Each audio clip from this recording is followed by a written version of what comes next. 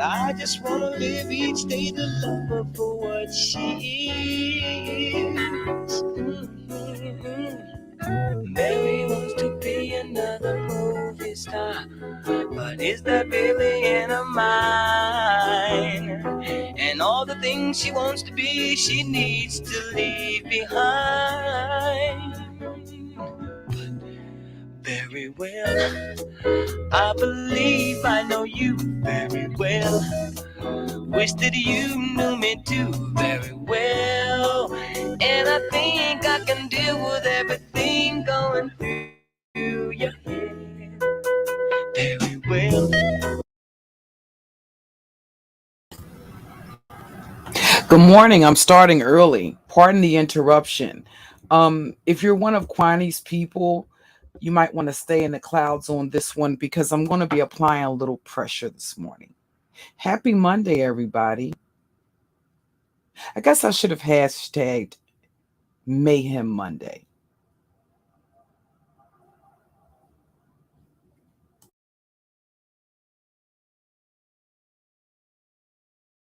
And I think I can think very well. Wish that you knew me too very well. And I think I can cope with everything going through your head. Mary wants to be a superwoman and try to boss the bull around. But does she really think she'll get by with a dream? A woman wants to be a superwoman, and I just had to say goodbye, because I can't spend all my hours time to cry. But very well, I believe I know you very well. Wish that you knew me too very well. And I think I can deal with everything going through your head very well. Think that I know you do very well. Wish you knew me like I know you very well. But I think I can deal with everything going through your head very well. Down, down, down, down, very well.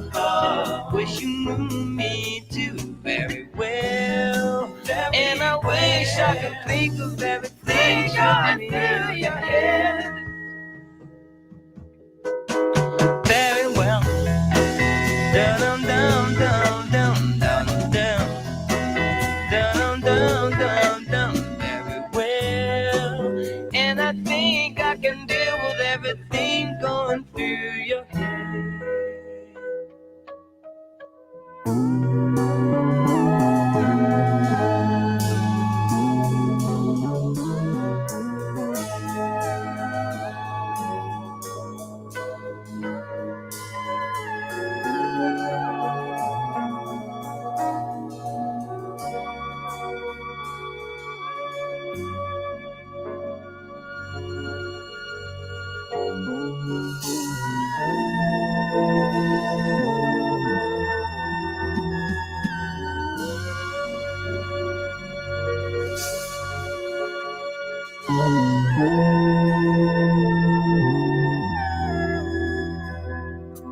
When the summer came, you were not around.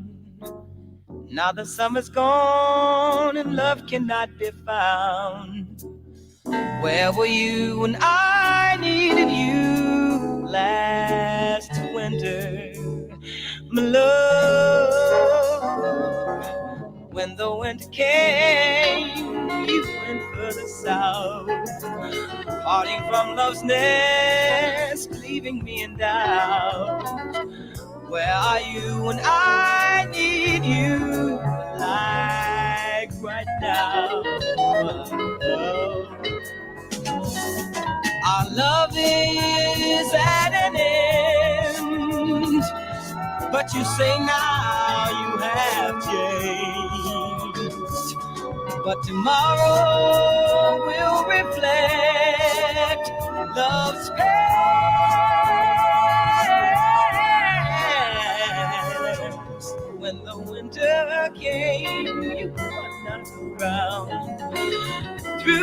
winter winds, love could not be found.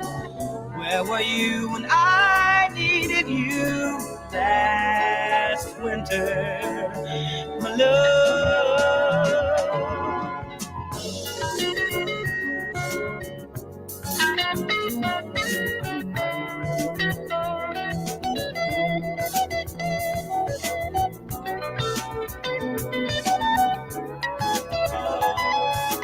Need you, baby, need you, baby. Our love is at an end, but you say now you have changed. But tomorrow will reflect the past. Oh, spring will fill the air, you will come around. Is it summer love that will let me down? Where were you when I needed you last winter? My love. La la la la la la la la la la la. Where are you when I need you right now? Right now, right now, right now.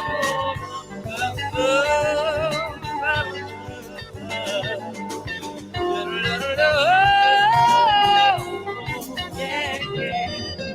Where were you when I needed you last winter, my dear?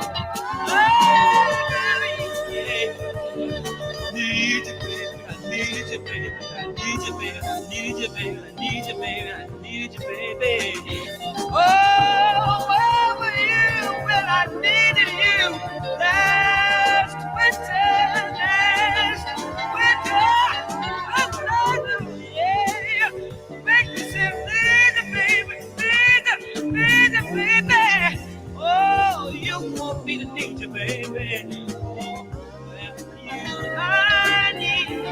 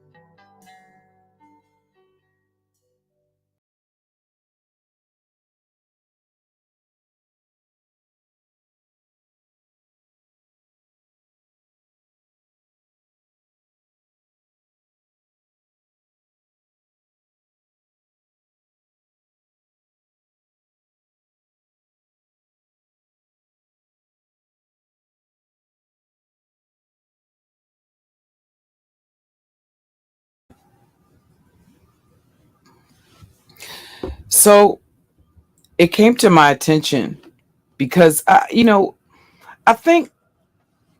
Good morning, everybody in the chat. Is that the one and the only Mela?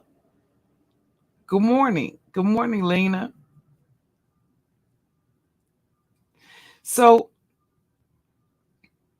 it came to my attention because, if that is the one and the only Mela, Mela knows me very well. So when it comes to these people, the cyber bullies, the wolves in sheep's clothing, they like to cry wolf. I don't lose any sleep over these motherfuckers.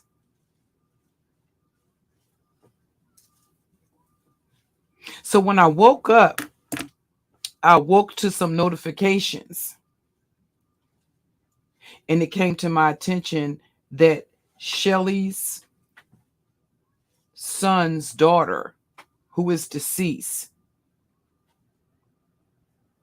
had been doxxed. Moreover, that Kwani, who later tried to come and say it was under a troll account, accused Shelly's son of murdering.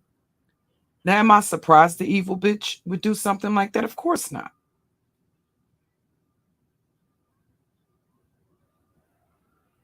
And I actually had to red ball it back because at some point, Jason comes onto the panel. And of course, that sent these fake, hypocritical, so called pro black, my people, fist pumping, pick in the bush, incense burning, dashiki wearing on Christmas ass motherfuckers. Of course, it sent them all into a tizzy. Because, of course, cultural appropriation is always a thing, right? Well, if cultural appropriation when it comes to other races is a thing, what do you think it was for Phi Babe to pick up the list after Brianna said that she was no longer doing it? What do you think it is when somebody takes the content of content creators on YouTube that don't use other people's content, that don't use other people's commentary, and put it on Patreon and have the nigdacity to charge almost a year at a minimum a month in advance for content that they've stolen from other content creators on YouTube and use their content in a way to disparage them? What is that? See, that's not another culture that's encroaching on your intellectual property, your assets and such. That's actually niggas in your community that are lazy, that want to sit back and make a dime and an old nasty piece of coin off of somebody else's motherfucking labor, off the sweat off of somebody else's back. That's also another fucking form of hypocrisy. Because, of course, God forbid, if a non-black comes into a black space and has anything to say about black topics.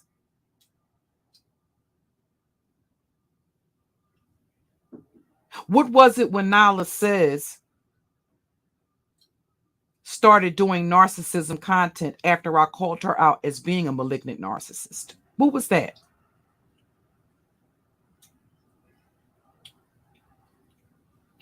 What was it when those of you that have been following my channel from its infancy, you know that I always have incorporated true crime into my content. What was it when she went to her channel and created Nyla's Mysteries, Murders and Mysteries and such? What was that? That's not cultural appropriation. No, that's appropriation within one's own culture.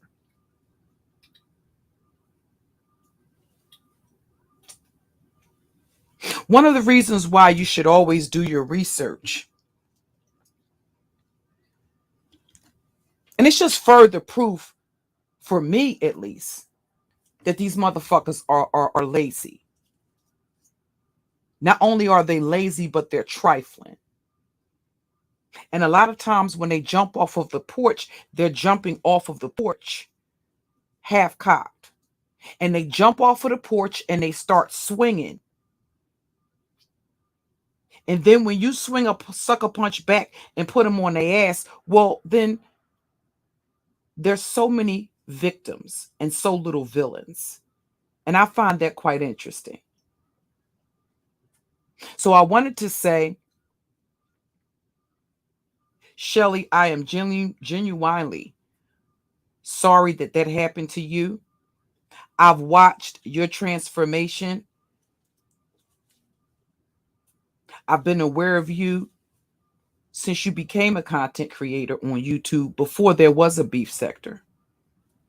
And I've watched your transformation. And I commend you for it. And I know that there's a lot of different situations that have required for you to use tremendous self-discipline.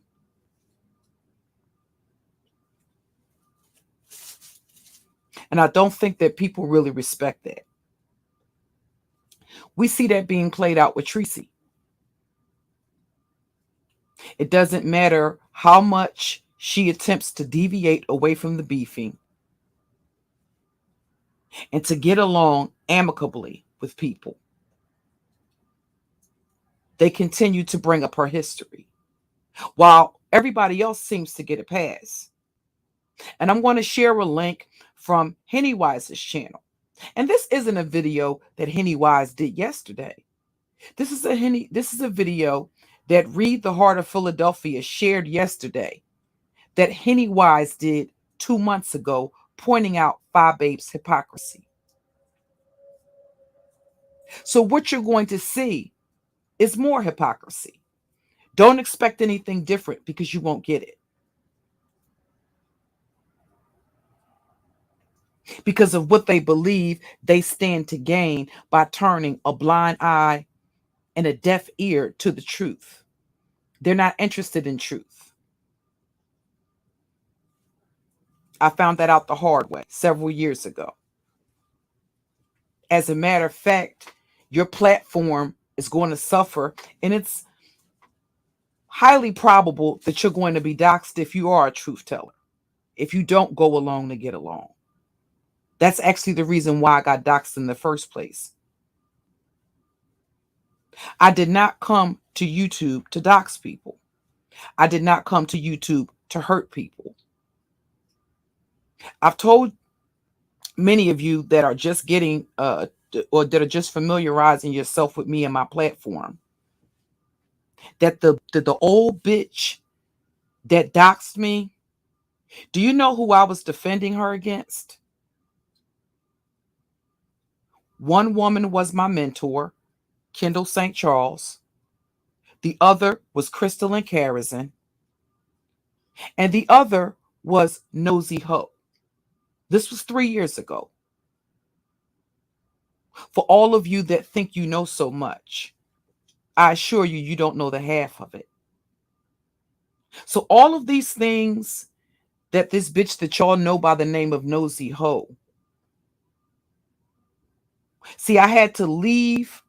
I destroyed my own platform defending this old bitch. And because I would not go along with a lie and a scam to get money from people under the pretense that Crystalline Karazin from Beyond Black and White had flagged her channel and she needed money for a lawyer to sue YouTube, she felt as though I should be doxxed, and she did that. I destroyed my platform defending her. And if you've never seen two dark wisdom women fight, it's almost like watching two demons in hell battle it out. But I knew it was going to take that in order to back up Nosy Ho, who at that time was going by the name of Sunshine. Prior to that, it was a Black Girl with Edges. I was calling her out as being a problem when she first hit this platform because she came on the platform through Beyond Black and White, Crystalline Karazin.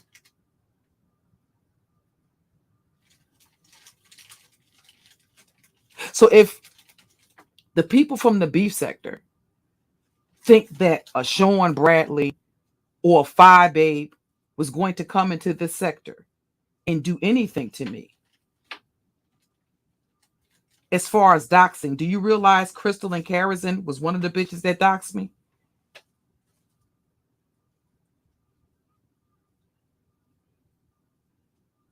Do you know that Nosy Ho was one of the bitches that doxed me? So when I tell you that you're late to the party, you're very late. So there's nothing that a Sean Bradley or a Phi Babe or any fucking body else from the beef sector was going to be able to come over here and do to me that hasn't already been done. It was done before you, and it was done better. So what they've been doing is recycling regurgitated fucking information. that's been out here for several years. You're not spilling any new tea.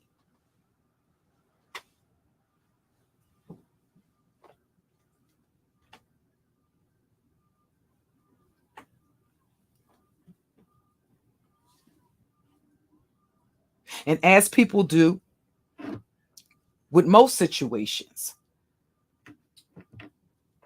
because they don't like, because they're clout chasers, or because they're dick eaters and dick riders, they accuse you of being a hater because you call out a person on certain behaviors. And what made me go after the bitch that you all know as Nosy Ho? Do you think for some reason I can't bring receipts out and prove what I'm saying? Do you think I can't re-upload videos and live streams?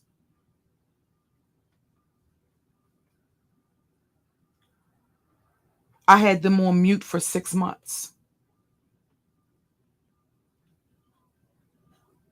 So if I could go up against content creators that had 50,000 plus subscribers and had me up on their big screen, I'm just trying to figure out what the fuck did the motherfuckers in the beef sector think that they were going to come over here and do to me?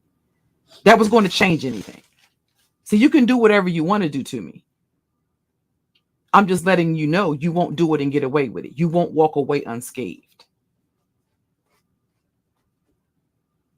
I'm going to leave you skinless out here on the YouTube streets. And I won't have any remorse or any empathy about doing it. And why is that? One of the things that S. Hutchinson talked about repeatedly was the fact that she felt sorry for Kwani. And I believe that. But the fact of the matter is S. Hutchinson has always had a good heart. She always has.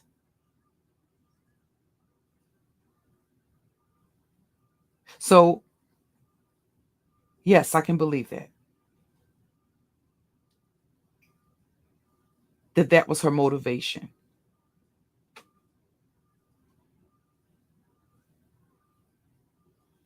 Now, for Pastor Wilson to take and put the comment up on his big screen, well, that tells me one of a couple of things. Either he knew it and did it to be messy, or either when Shelley was telling him the story, because we listen to people genuinely and we empathize and have compassion with people, I think you're looking for empathy and compassion. And for people to be genuine where none exist. A fake person can't be genuine with you.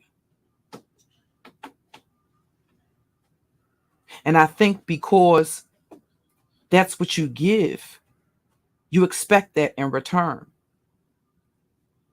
But a lot of times when you're talking to these people that tell you who and what they are over and over and over again,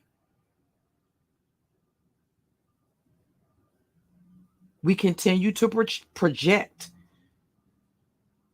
who and what we are onto them, the same way they project their negative traits onto us. Everything that Fi Babe accused Mother of yesterday, she's guilty of.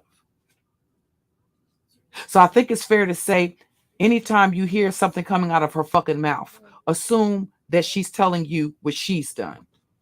Assume that she's telling you how she thinks and how she operates. And she projects that onto other people because that's the way she moves.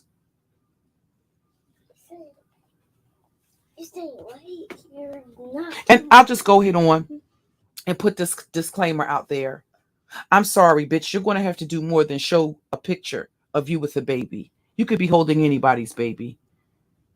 You could be holding your younger sister. You could be holding your younger cousin. You could be holding your younger brother. You can be holding your neighbor's baby. You could be holding your girlfriend's baby. You could be holding your godchild. I'm not impressed. Move around, bitch. Move around.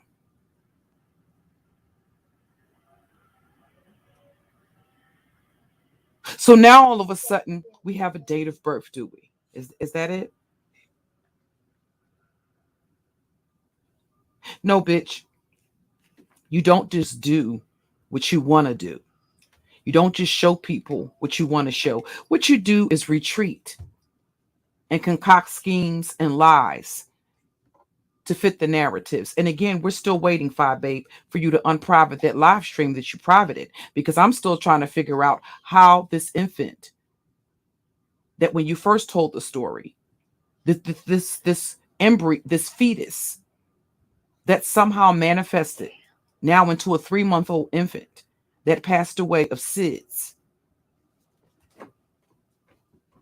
I'm still waiting for you to explain that. How this child that you lost the first time you told the story, when VS was still around, it was due to a miscarriage. Or a fetus that's born between 5 and 6 months, that could be a stillborn birth as well. That's kind of like the first story that you put out there. Now that's no longer the case. Now it's a 3-month-old baby. Again, birth and death certificate, ma'am. The baby's footprints. Because certainly now that the child has now crawled up out of the toilet and now has a date of birth. I'm sorry, I'm not going. The thing that I always tell, especially the sisters, the emotion is what's going to get you in trouble. Because if you think that these people won't play on your compassion and on your empathy, you would be mistaken. You're going to have to remove that when you're dealing with these people. If you're a genuine person, you tend to expect that from other people. That's not what they're giving. That's not what you're going to get. These people live, eat, sleep, and shit YouTube attention and validation and coins. And yes, they could give a rat's ass about your pain if it means that it'll get them the attention, or it'll get people to their channel, or if your reaction will have people coming back to a live stream to see what happened, to see what unfolded. Either that was the case, or when she explained to Pastor Wilson what the situation was, he heard you, but he wasn't listening.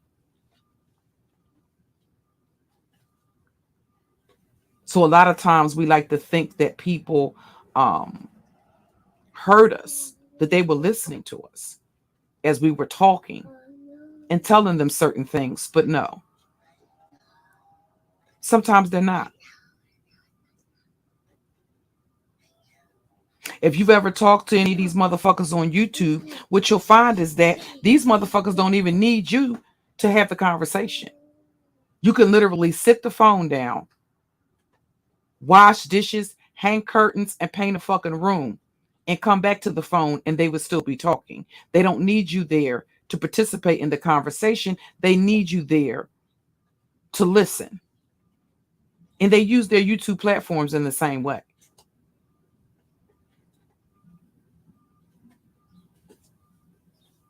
That's why I always tell empaths, you have to be very careful. Because innately, it's going to be second nature to you. Oh, that person needs help. Oh, that person is sad. Let me say something. Let me provide some words of encouragement. And because you operate that way, you believe that everybody else does, but I can assure you they do not. And if you give in to, oh, that was so, that was so horrible. If you give in to that, you would get fucked up the ass without grease each and every time you do it, without your consent. That's what will happen. So I don't care about their yelping and their belly aching. I don't go around YouTube fucking with people that don't fuck with me. But if you start, I'm going to finish it. And I don't care as I virtually shank you all in your back, all in your neck. I don't care about your yelping. And it's really just as simple as that. The other thing I took note of is the fact that ZX was over there. And all of a sudden now, see, another thing. Shelly's a grown woman. She's a strong-minded woman. But I'm going to tell you this, sis, be very careful.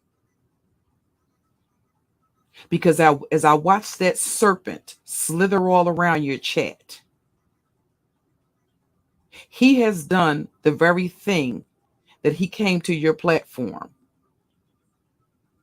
feigning that he was consoling you or that he empathized with you. He's attacked mothers. He's attacked children. I have audio recordings of him being behind the scenes with other women in this sector, talking about killing my children. And my children have never said a word to him. And it was only after he repeatedly threatened me that my son ever said anything addressing him. He released audio recordings of him being behind the scenes talking about killing my children, putting my children in body bags. These are just the facts.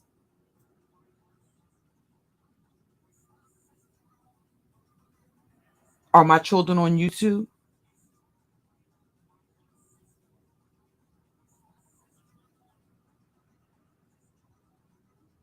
And the fact of the matter is, no, he doxed me first, just like he doxed Suge first. Why? Because he couldn't handle the work that was being given to him. So that was going to be his way of getting even. So all of that, pay attention to the words. Because these motherfuckers like to play a lot of games with semantics. And if you don't know how narcissistic people operate, what's coming out of their mouth will go over your head. His whole sales pitch was, we have to isolate. We have to ostracize. Well, he already has a cult over there. And he's fallen out with just about every content creator in this sector. Why? Because he couldn't control who they associated with. He couldn't control their platform, who came to their chat room, and because he wanted people to side with him. It didn't matter right, wrong, or indifferent. He wanted people to pick his side. So make no mistake about it. He's over there in your chat, not only clout chasing, Shell, but recruiting flying monkeys. And there's a couple of people from the beef sector that have been snooping around over there on ZX's channel. If you interject yourself into something, and I'm already clocking you, I already have my finger on the trigger pointed at your skull. One false move.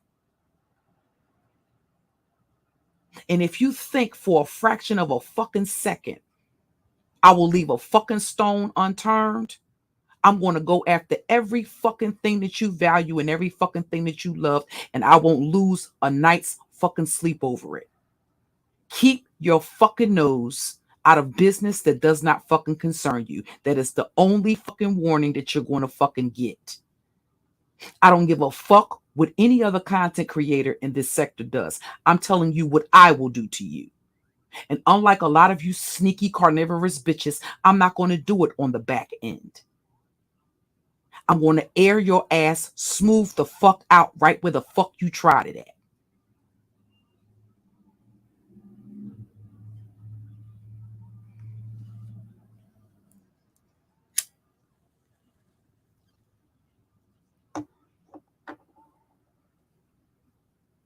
And I've seen this game played time and time again. Oh, we got to ostracize. Oh, we got to separate ourselves because he wants to be Nature Boy 2.0. One of the things, and I'm going to show you guys a picture. One of the reasons why I went after that dude as ferociously as I did is because at that time, I was actually trying to turn my content around. I was in the process of rebranding. And I said, there's some of the things, because I have so many young women following me, I felt there was an obligation. See, that's the reason, that was the point of the cease and desist. To try to do things the right way. To try to do things differently than what I had done in the past. Because I know I have young women following me that respect me, that have love for me. And I felt it was my obligation to at least attempt to go against everything I believe and everything I stand for, to try to be an example of doing things the right way. What he did is go to his platform, start laughing, and continue to antagonize me because he thought it was a sign of defeat, when it actually had nothing to do with him. It was about the love that I have for my supporters and my subscribers, especially my long-term supporters, because they catch a lot of flack just for supporting me.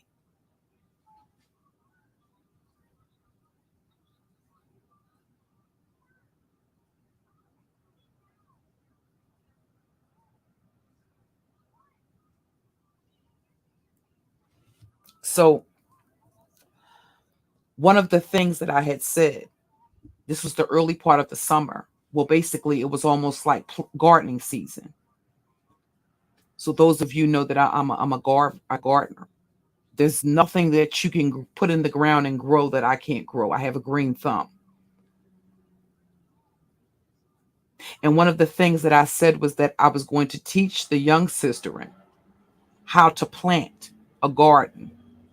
Even if it just started out with a small garden. I know how to do urban gardening. I know how to do in-ground gardening. And I know how to do square foot gardening. When I'm doing square foot gardening, I usually do companion gardening. And I said that I was going to try to show some of the young sisters how in planting season, well, the summer planting season, I would teach them how to grow their own fruits and vegetables. And if they decided to start a smoothie business, if they decided to sell fresh juices and things like that to start their own business,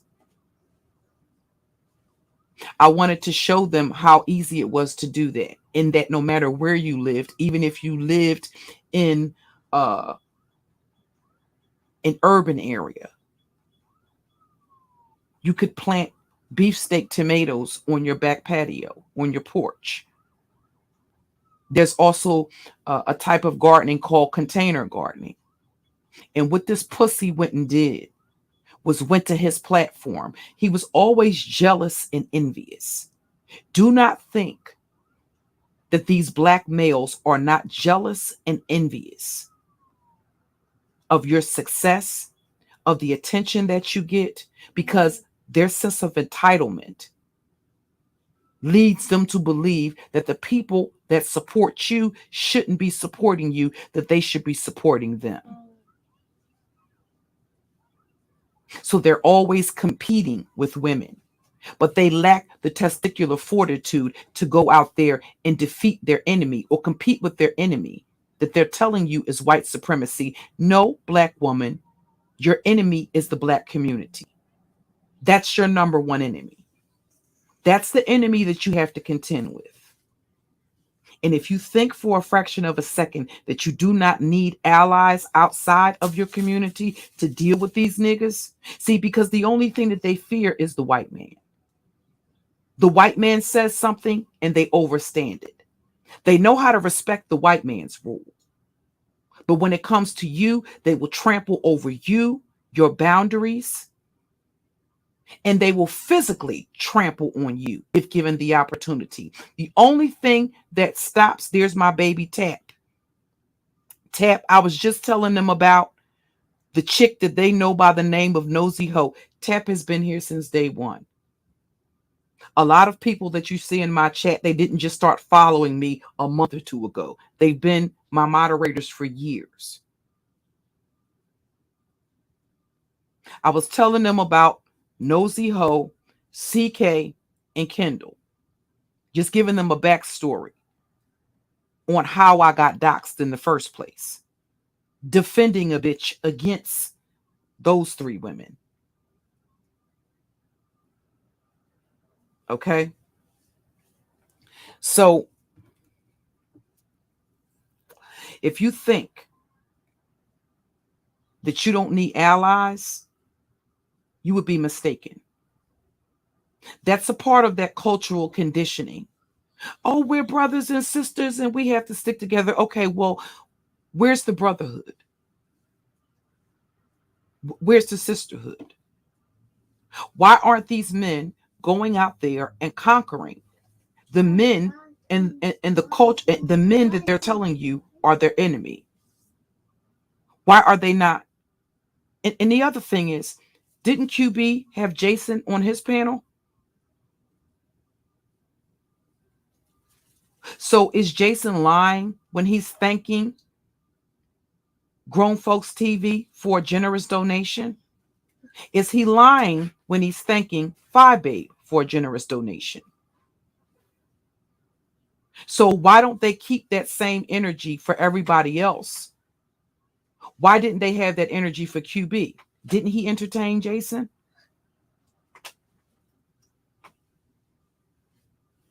A lot of what goes on when it comes to non-Black people in these spaces is nothing short of bullying. I've seen him do it with Hispanic people. And then the first time they say nigger, or the first time they get triggered as human beings and react to being abused, whether it's verbally or emotionally, or defending their family, well, they're racist. That everybody, they don't have any problem closing ranks when it comes to the races, because of course, as Black people, we should be allowed to just abuse, use and abuse, mistreat, dog each other. If we want to rape, rob, kill, murder each other, that's okay. See, it's only a problem when it's done by a non-Black person, right? That's called hypocrisy. And that's called talking out of both sides of your mouth and out of your ass at the same time.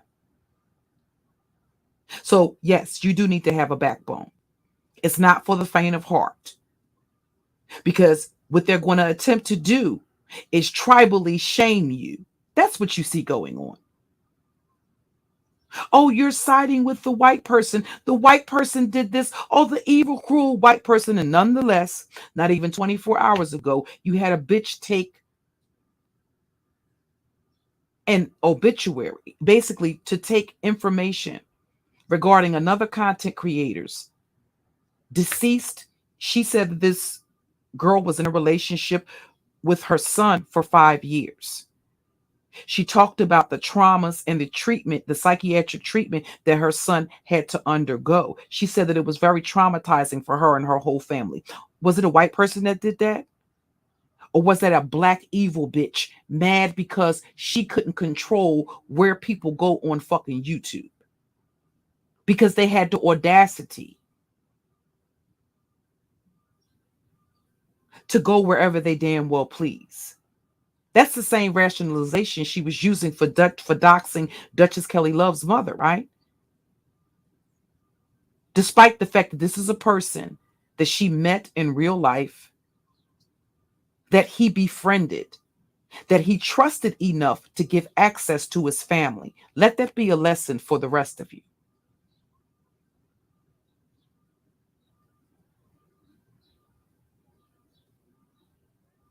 So if you think that you can walk around with your heart on your sleeve,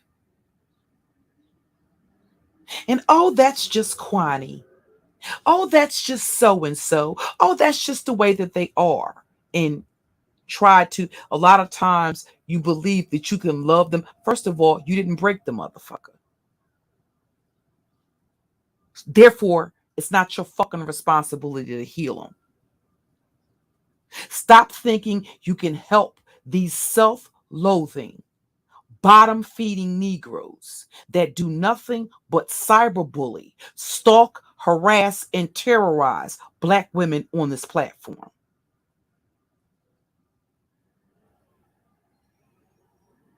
The only thing that stops them from doing it to you is that you haven't done anything yet that'll make them flip on you.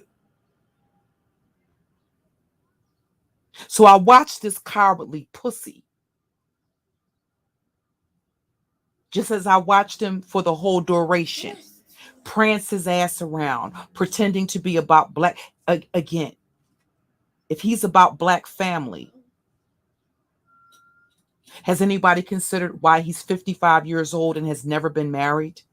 In 55 years, he hasn't been able to find a Black woman worthy of a commitment, worthy of marriage.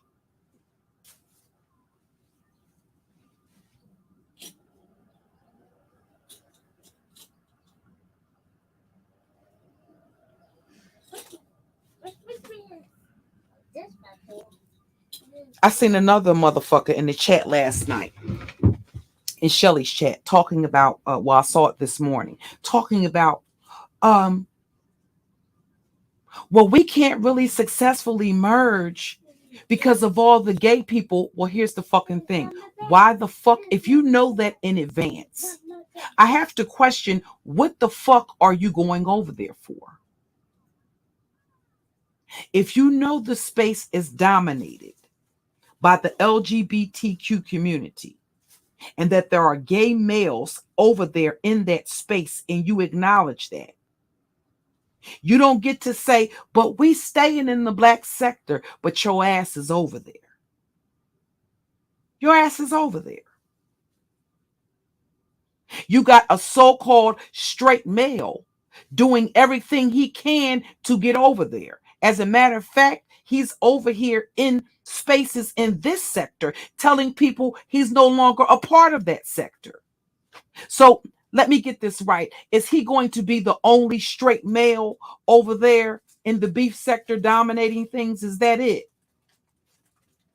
Is it that you need male energy or a male leader that doesn't know how to pay his fucking bills? A male leader that's posting pictures of name brand shit, bragging about how much he paid for glasses, but you see him go months and months and months and months and months and months and months delinquent without paying his fucking bills? Oh no, we're not talking about a long time ago. We're talking about recently and fucking currently. But you have to question the caliber of the bitches that would consider a motherfucker like that to be a leader. They're bottom feeding bitches. So they have no criteria for these niggas. The only criteria they have for these weak beta males is that they have a penis. That's it. That's the only requirement. They don't see them doing a goddamn thing in their own fucking communities. What the fuck? These motherfuckers ain't so much as put up a goddamn lemonade stand. Bought a bag of lemons, bought a goddamn glass pitcher from Walmart. A goddamn spoon to stir it with, and a 5-pound bag of sugar. They ain't so much as started a goddamn homemade lemonade stand. But when I say young sisters, you don't, whether young sisters or old sisters, there's so many things that you could do. There are things, okay, I know how to make candles. I know how to make wax tarts. I know how to make cold processed soap. So when I'm telling the young sisters or telling the sisters, these are things that I'm going to start incorporating in my content, but it'll be like on my Patreon, or it'll be someplace where that's like exclusive content, where I show them how to go to the Dollar Tree, buy seeds, and start your own garden in your own garden. It doesn't matter where you are, even if you have to start with container gardening. And I talked about blueberry trees. In order to successfully grow blueberries, not only do you need very acidic soil, but you actually need 3 different strains of blueberry in order for blueberries to grow. Okay. He went to his platform and said, she might be able to teach you about how to sell a little bit of coke and sell a little bit of weed, but she can't teach you nothing about business. Even though if his business was anywhere even remotely as successful as he's getting up here lying that it is, why then was he not able to pay his bills? When you see proof in black and white that no, he can't use COVID as an excuse, he wasn't paying his bills consistently and on time prior to COVID, despite getting up here telling you that he was making 100 grand a year. If he was making 100 grand a year, why the fuck was his water bills unpaid? Why was he stealing things for the home that he swindled out of a senior citizen from Home Depot and using his mother's address? Why is his mother's address listed on his business license?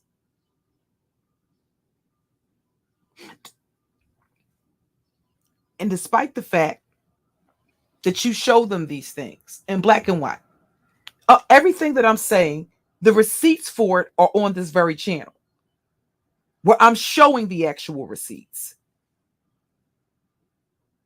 They're not interested in the receipts. They're not interested in the truth.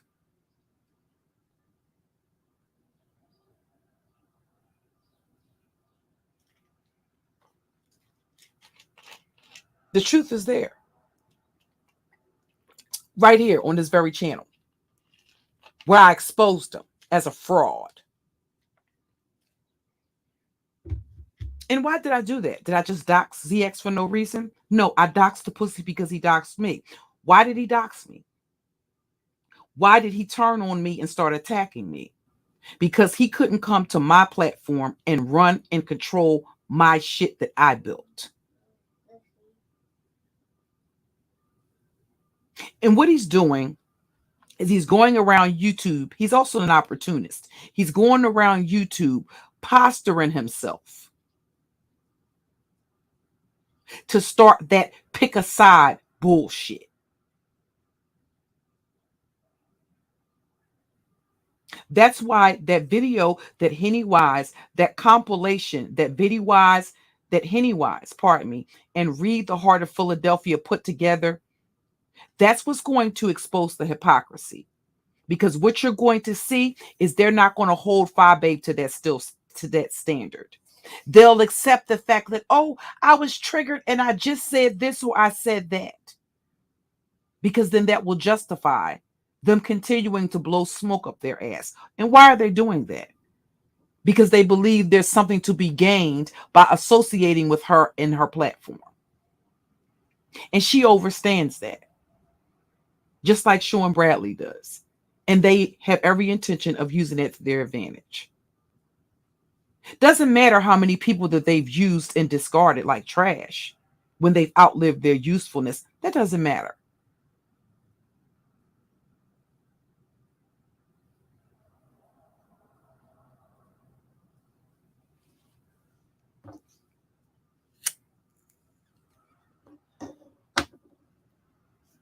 So she's over there, and Quanetta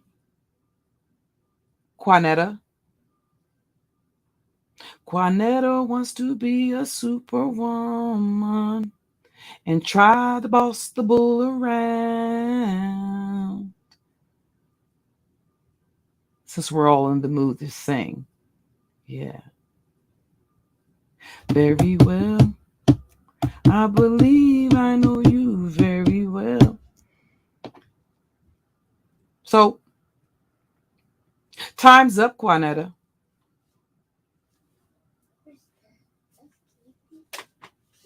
Who owns the house that you live in? That you've been up here lying about? Oh, and I'm sorry. Just to give a brief recap.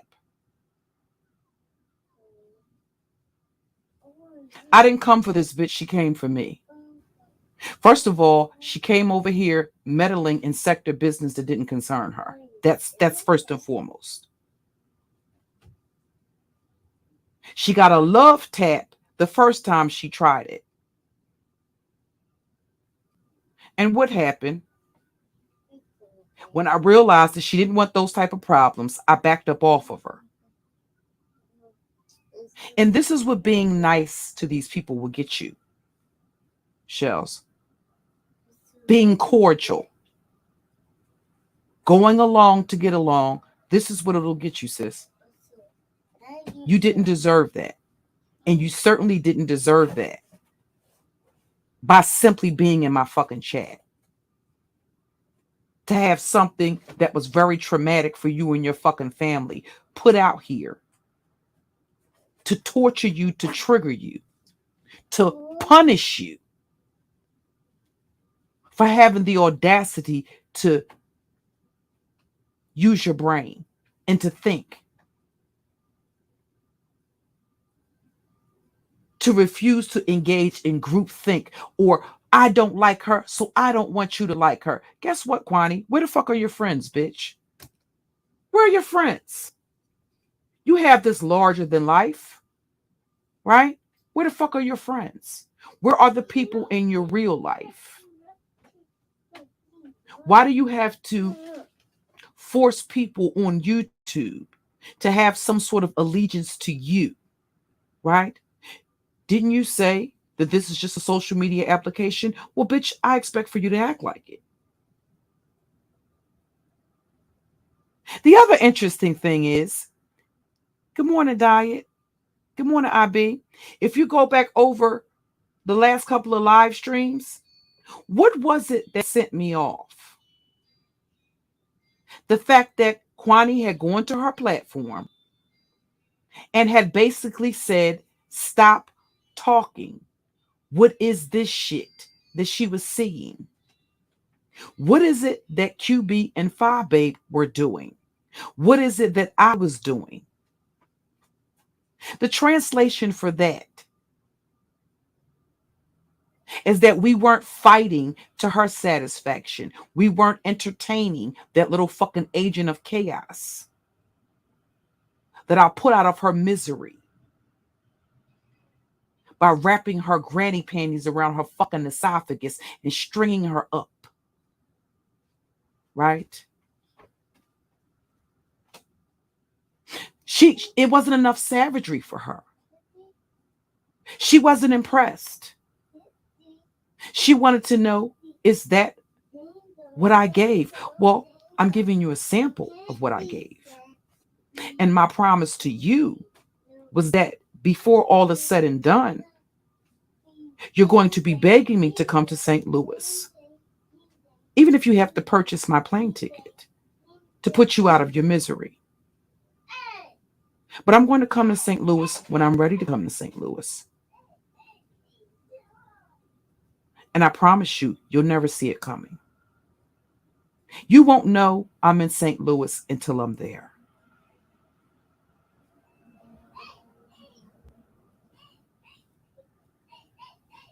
So,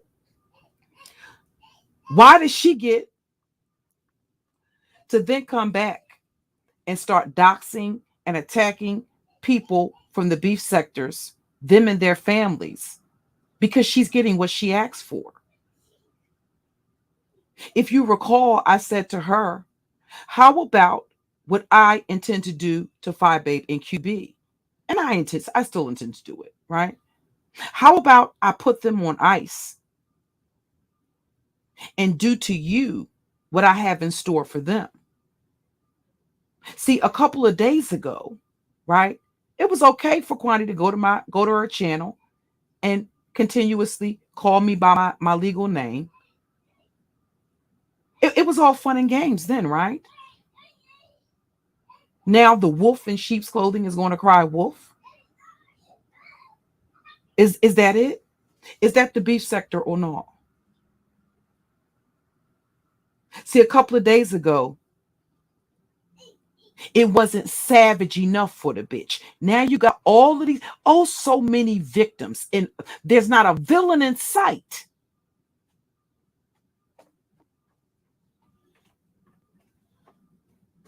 This bitch repeatedly goes live, as she has done for years, and told you all she didn't give a fuck about not a near one of you. And then because the bitch has nobody else in her life that gives a fuck about her, when she comes back around and ha ha and kiki and does something nice, does a nice deed, or says a kind word, you forget about all the shit that this evil bitch has done. And you forget what she's capable of.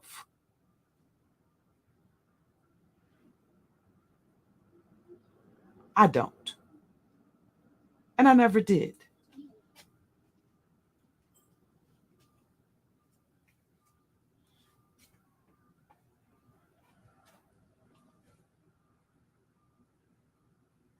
God forgives. Scorpios, not so much.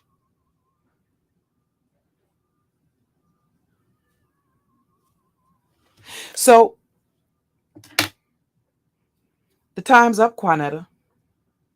Oh, I'm sorry. Just put this up there right quick.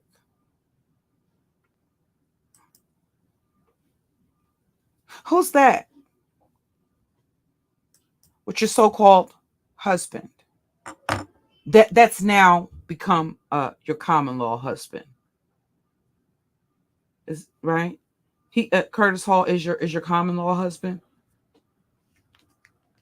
The one that you bought the house with the heated floors and the swimming pool in the back? Who's that he's sitting next to? That's the lady whose name is Karzin, right? Yeah. I'm giving you what you asked for. And again, we're just sparring. I haven't thrown a body shot yet. So I'm going to need you to stop your damn yelping. Stop your hooping and hollering, and stop your ranting, and stop your goddamn meltdowns. Your presence is required on the battlefield. Kwani wants to be a superwoman and try to boss the bull around. And your presence is required on the battlefield. There's no crying. In the word, in Pizarro's voice, there's no crying in the beef sector. I'm giving you what you wanted, what you requested. And the clock is ticking. I expect for you to come clean and tell the people that you've been lying to who that is sitting in that chair next to your common law husband, and why is it that this individual that afforded you the luxury of having heated floors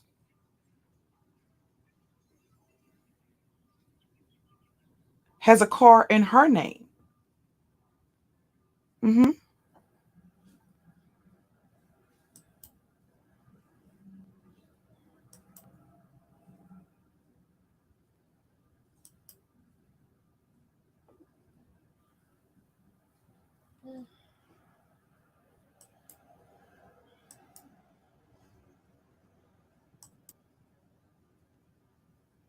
Give me 1 second.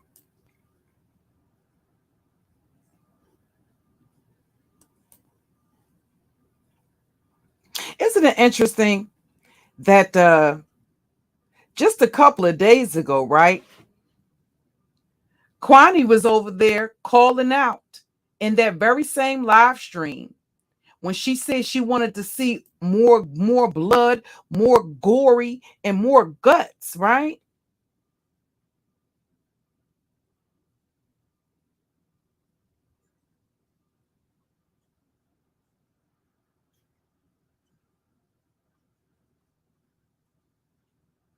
I'm sorry, I'm scrolling through.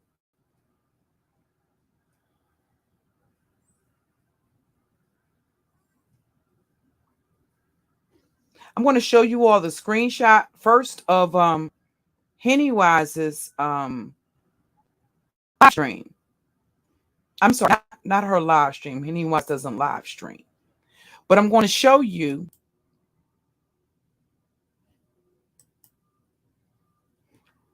what Read, the Heart of Philadelphia, shared on her community tab. Mods, if you could drop the link to Read, the Heart of Philadelphia's channel, please, because there's some videos on there that are of some interest or of some significance. Now, the title of this video that Hennywise did was Five Babes' Long History of Hypocrisy. This was 2 months ago. Of dragging kids and cop calling.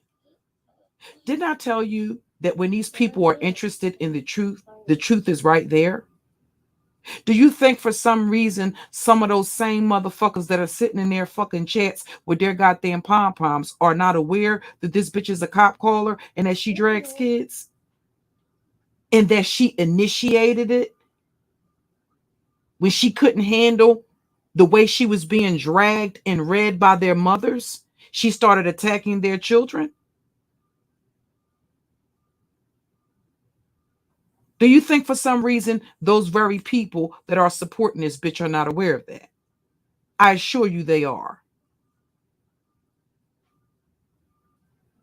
But nonetheless, you succumb to this tribal shaming that, oh, how dare you associate with this white man, this interloper? Well, is it the interlopers that took a picture of that took and doxed Shelly's son's deceased girlfriend and then painted a false narrative that he murdered her when in all actuality she was killed accidentally by being hit by a truck? And she's explained time and time again how traumatizing that was for her family. Apparently, she shared that information with Pastor Wilson, yet he heard, but he wasn't listening.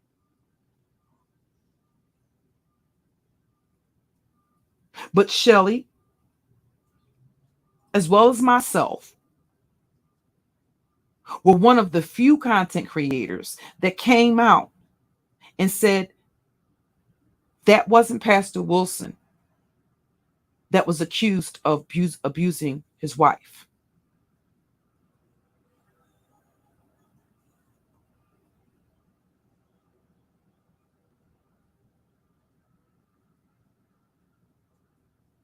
But nonetheless, she's telling him about something that was a traumatizing event for her and her family.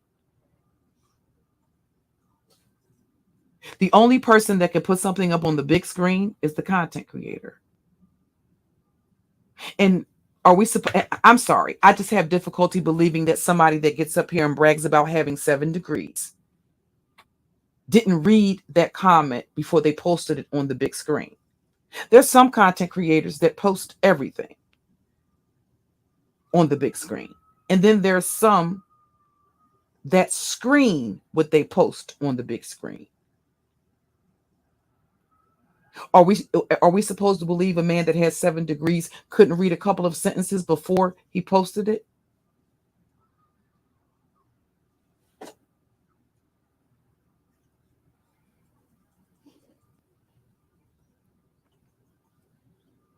If one of the mods can grab the link to Hennywise's channel, I'm not going to play.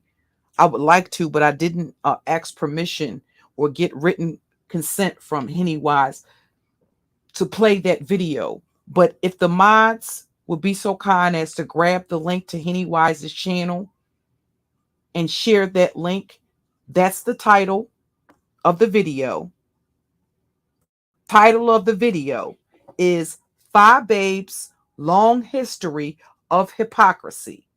And in parentheses, it has dragging kids and cop calling. And it's only about 8 minutes. It'll only take 8 minutes of your time. Okay? Now, I'm a little bit more comfortable with sharing what Read has, but I don't know. I I haven't gotten consent to do that with Pennywise.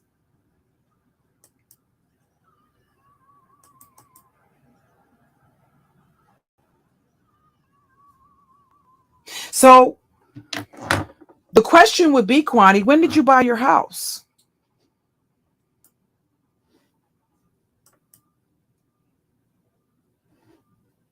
Thank you, Six Figures. Good morning, Miss Cindy. When did you buy your house, Kwani? And who did you buy it from? And oh, I'm sorry. And the clock is ticking for you to disclose to the people that you've been lying to who that is in the photograph sitting next to your common law husband. And I haven't even gotten around to the thug. You know, the one with the criminal history like mine's that you had to sue for $200 in child support each month.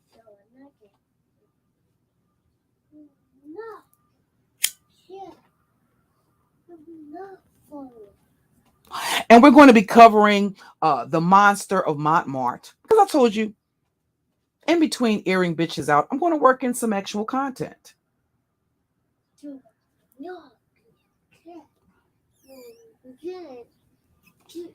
Okay?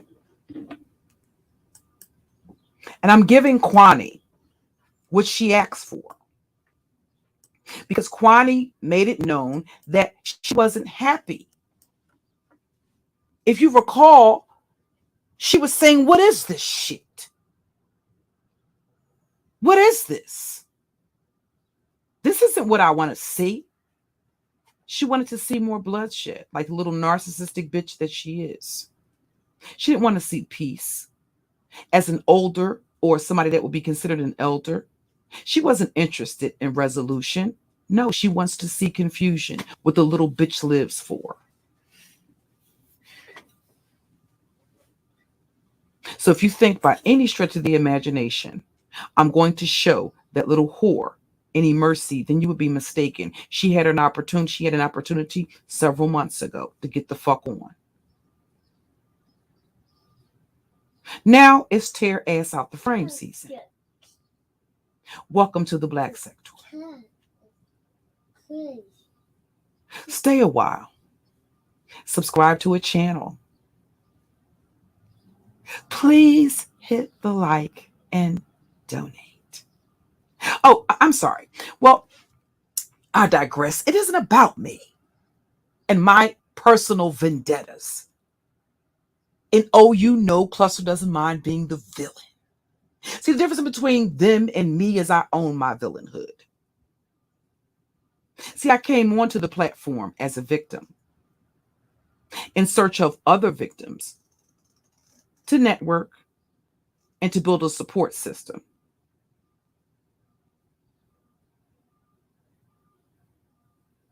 Only to be doxxed because I wouldn't allow a bitch that I was defending to scam people.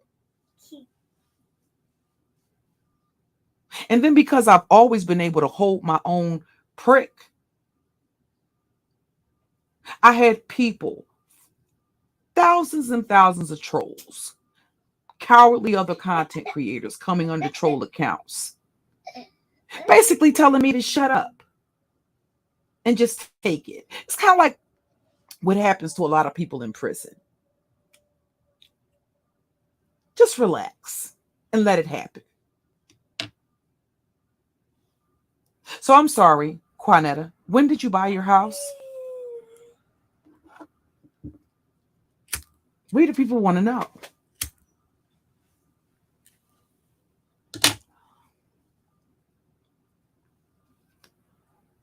And since motherfuckers want to fuck around, I will be calling on some of my contacts in corporate America and asking for a favor or two or three or four or five or 6, 7, 8, 9, 10, 50, 10, 1100. Yeah. So when did you buy this house that was previously owned prior to 2011 by Federal National Mortgage Association. Fannie Mae, when did you buy that house from Pivotal Investments LLC? Is that you and your common law husband? Is that one of the many properties that you own, Quanetta? We the people want to know.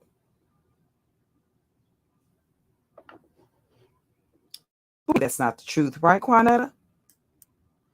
Because we know who that house belongs to, right? We know who owns that house, right?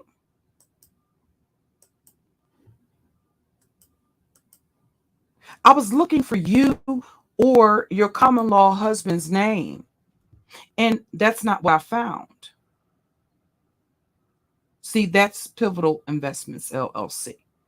And I was looking for Quanetta McGaughey somewhere on there. Didn't find it.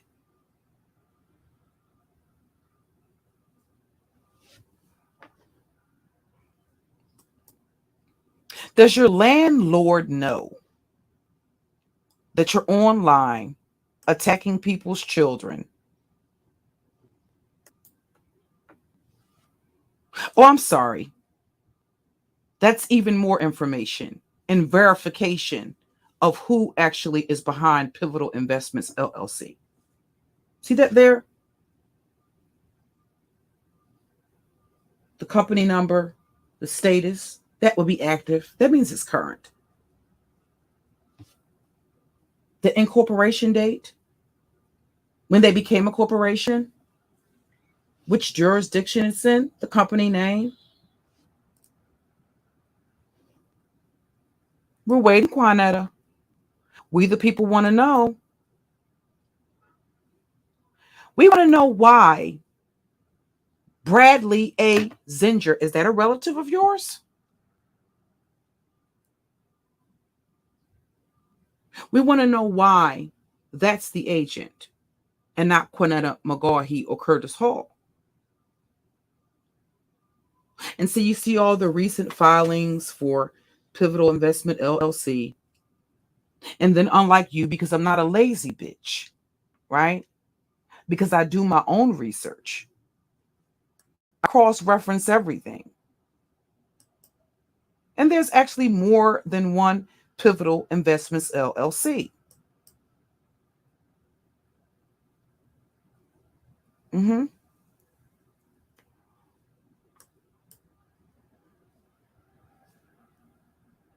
So, at what point did you and Curtis Hall become the owners? You see, these are all the other names of Pivotal Investments LLC. Did I look them all up? Abso-fucking-lutely. So again, here we have the Pivotal Investments LLC, right? And I don't see Kwani or Quanetta McGaughey as the agent. I see Raman Mozami.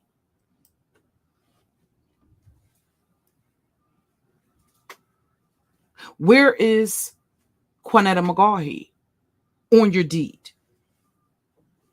You do own that property, right? As a matter of fact, you own several properties, right? And I do find that quite interesting. We're waiting, Kwani. Your deflection, and she's over there, Kels, Poetic Kels, she's over there turning over furniture. She's over there kicking shit. She's over there biting folk. She's over there pissing. She's over there squatting in the living room floors, taking shits. Quanetta, do you need pull-ups, darling? Would you like for me to give you some Depends, darling?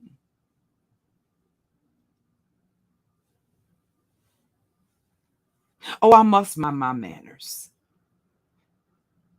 And remember to be bougie when I'm dealing with Kwani. How you do?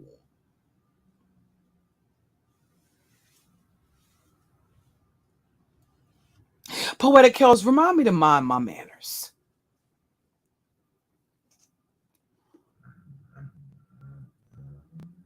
We're waiting, Kwani.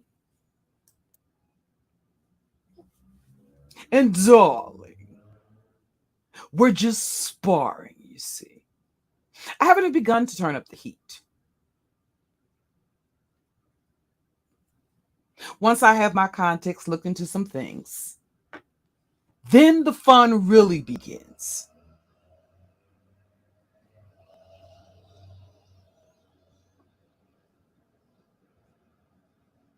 I'm sorry.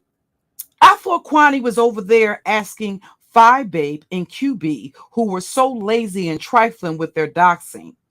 They were putting out an address that wasn't mine's, right? The basically me addressing that is on this very channel where I'm showing that very house. And again, did they cross reference to find out if if me or any of my family members had any connection to that residence before they misled their audience when they presented that to an audience of hundreds of people and said, this is where Cookie Monster lives? Did they have any verification or any proof, tangible proof that I have ever lived at that residence? Did they bother to do any research to find out that that was an address? There's not a doubt in my mind that that's in part information that she received from Bullet Scotty, because he's the one who put that address out and told everybody he knew where I lived. Do you know how long ago that was debunked? And because ZX put out information when he doxed me that he had gotten from Bullet Scotty, would it surprise you to know that I have screenshots and the recording of ZX being on Claudiva's panel, telling Claudiva if he wanted me doxed, they didn't need Bullet Scotty, they would dox me themselves, but they had information that they obtained from Gotti, and then he proceeded to go to his platform and dox me? That is when I doxed him. It was wash, rinse, and repeat with Suge. Suge roasted him. He didn't like it. He went to his platform and proceeded to dox Suge.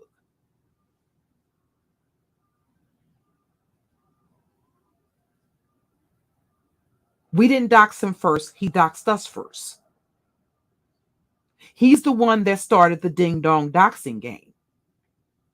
He just didn't like it when he was doxed in kind.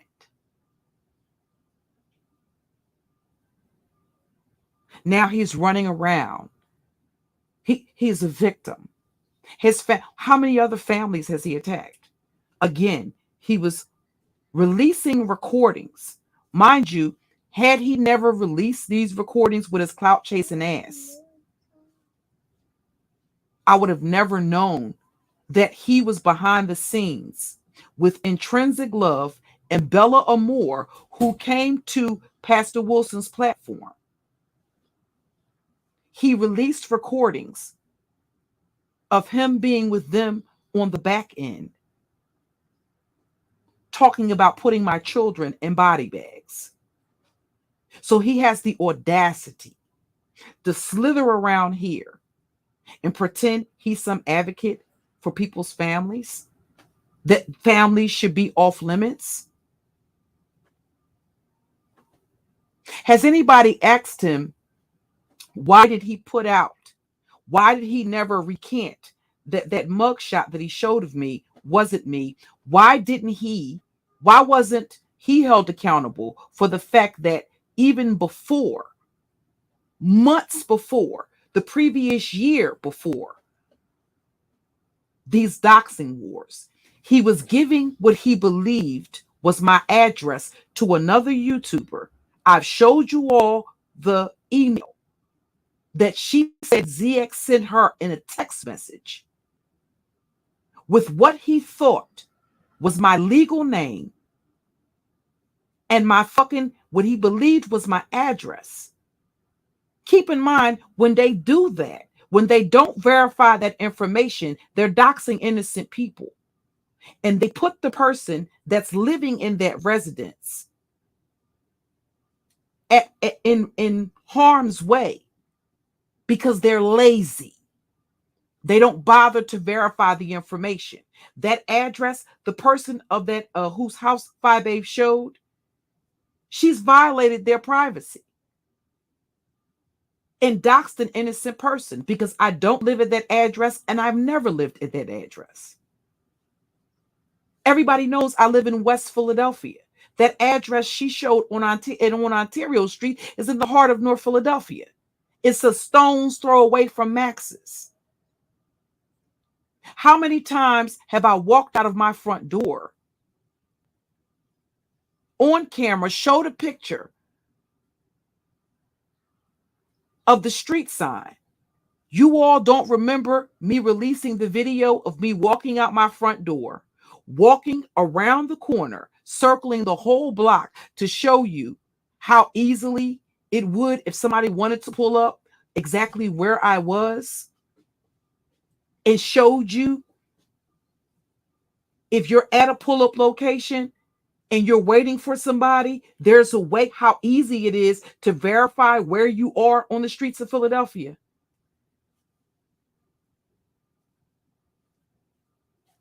These people ain't interested in the truth. They didn't care whether or not that wasn't my address. They were there to be entertained. Well, are you not entertained?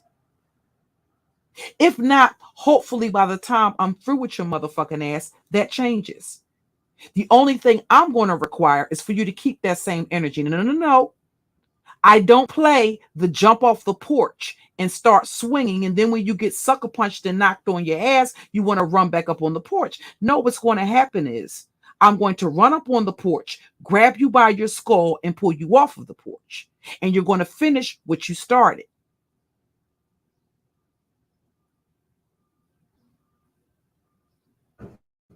I'm just lubricating your asshole for this virtual sodomy that's about to occur. There will be no more warning shots. And I think that that's a mistake that a lot of content creators make.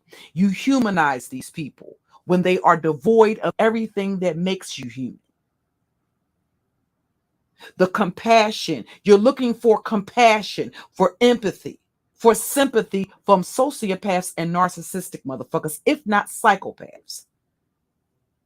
And if you think, and I've made it known, I don't give a fuck what these people say or think.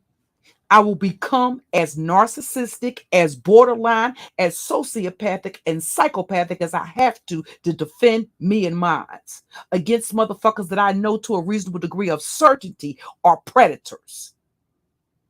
The only thing that stops these men from abusing you is their proximity to you.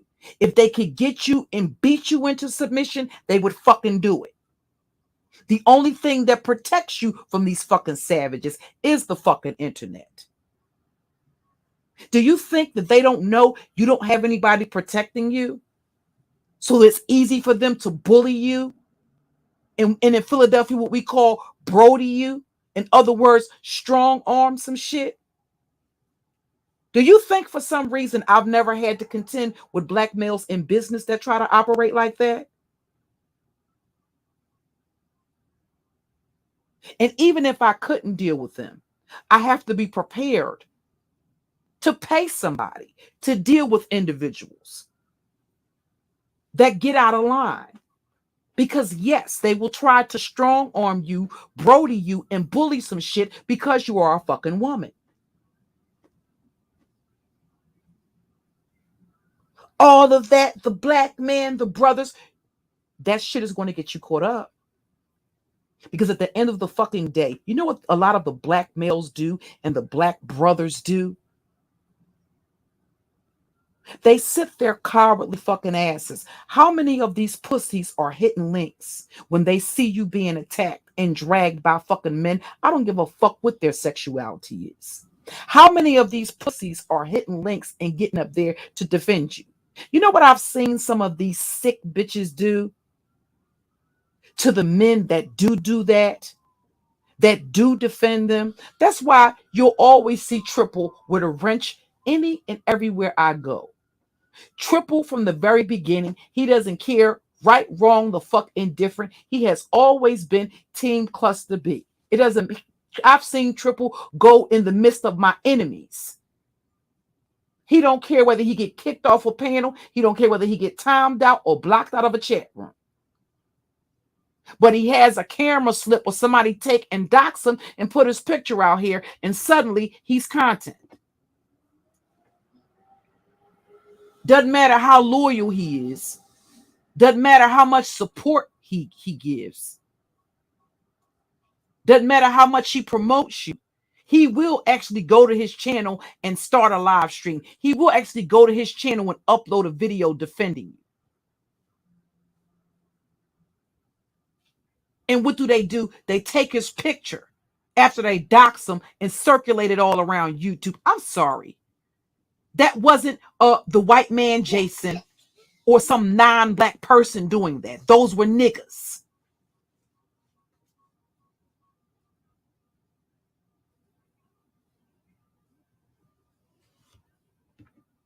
You see my mods everywhere. They're not my property. I don't give a goddamn whose goddamn chat room they in. When I go live, are they in my chat room supporting me? So why the fuck would I care about who else's channel they go to? You know how you can avoid that? By ceasing and desisting to stalk every motherfucking chat room. If you weren't stalking like a fucking groupie every goddamn chat room and every goddamn live stream, you know what I do sometimes when I watch live streams? I don't watch the chat.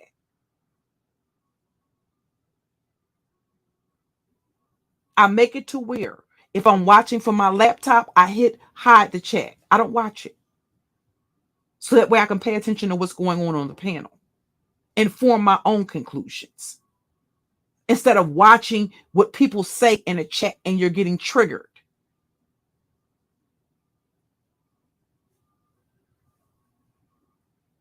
Do you not realize that these motherfuckers will say shit in a fucking chat just because they know you're watching? They do the same thing when they're on panels. Stop watching the chat. If you don't have a specific reason to watch the chat, I watch certain individuals in the chat. And usually when I'm going after my enemies, I have tunnel vision. The only way somebody else will come into the line of fire is if they throw themselves in the motherfucking line of fire. I'm never. When I go up into my ops camps or my enemies camps, I'm not paying attention to them other people that are in the fucking chat. I'm focused on my target. If anybody else becomes a casualty of war, that's because they interject themselves in something they ain't got a motherfucking thing to do with. You stick your motherfucking nose in my motherfucking business, and you're gonna get your motherfucking issue. I don't want to hear all of that. Oh, this person didn't have to do. Why the fuck were they didn't have nothing to do with it? Well, they should have acted like it did. If they had nothing to do with it, they should have acted like it did. I'm sorry. I'm not one of those content creators that, oh, just because this person did this to me, I'm not. No, bitch, I will go lower than a motherfucking worm on a goddamn ground. I will become the slime under a motherfucking slug. If you cross me, bitch, you're getting crossed the fuck back. If you backstab me, bitch, you're getting stabbed the fuck back. If you drag me, bitch, you're getting dragged the fuck back. If you drag my kids, yours is getting dragged. I will drag your whole motherfucking bloodline, bitch, and sleep quite comfortably next to my lineage, next to my bloodline. Not only will I go to prison for the rest of my natural life for mines, bitch, I'll go in the ground for mines. Overstand that. So while these bitches are up Jailhouse mattress pressed. A bitch like me, listen, I done took my Prozocin to help me with my PTSD. I've taken my Wellbutrin to help me with my depression. I've taken my gabapentin to help me with my mood stabilization. I done took my blood pressure medicine and laid down and took me an old nasty piece of slumber. I done got me an old nasty piece of slumber on. While these bitches are up, running from chat room to chat room, panel to panel, jailhouse mattress pressed. And guess what, bitch? I'm still unbothered. Move around, bitch. See, I'm going to wake up refreshed, ready to tear your ass out the frame. I ain't losing no sleep over you, bitch. Not over no shit that you started. Whatever I missed, listen, when I wake up in the motherfucking morning, I'll catch up to it. I'll catch the stream. Now, I got up to Shelly's stream up to, I want to say maybe almost 2 hours into the stream. I want to go back and watch the rest of that stream. But I'm sorry that that happened to Shelly. Again, she did not deserve that. She did not deserve that.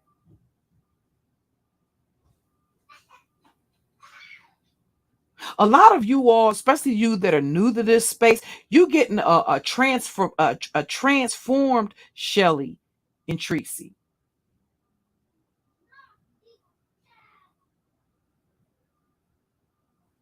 And I watched Tracy go to her channel. She's got so much better with her editing.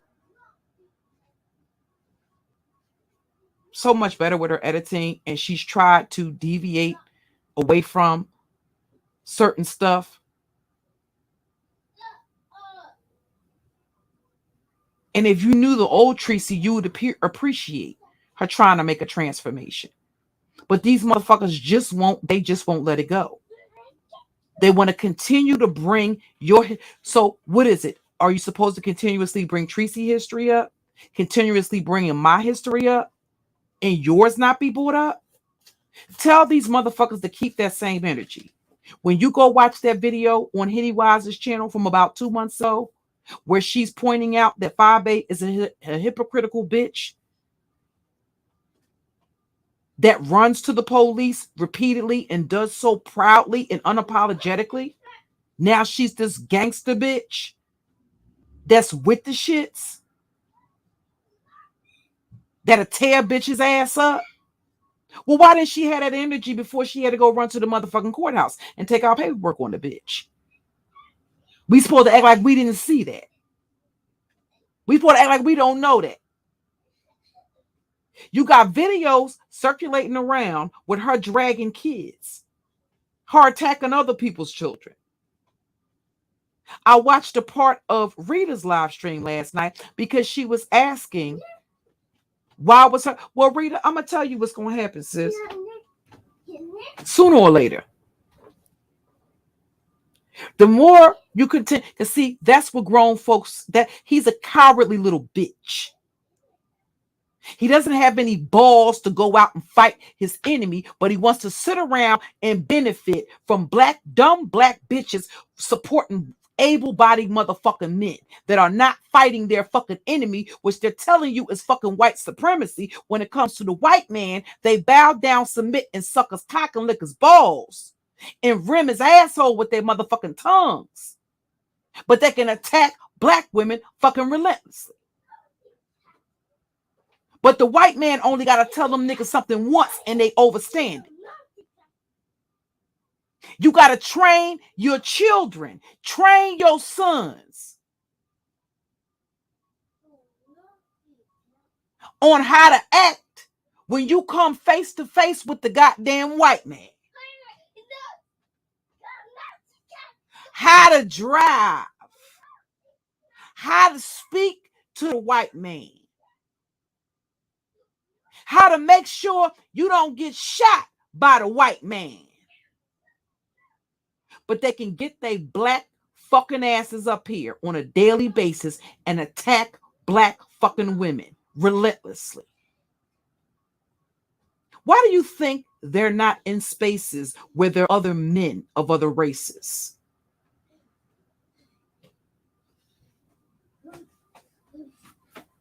Even the men that I've seen defend these bitches because they don't look like some shit that they would want to fuck on.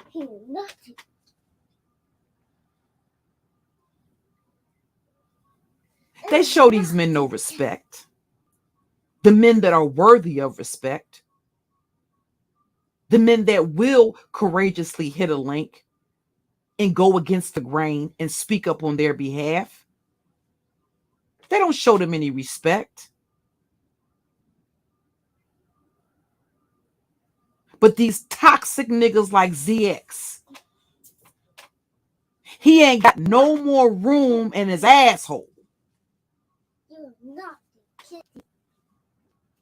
Because he got so many bitches up his ass. So many bitches in his anus.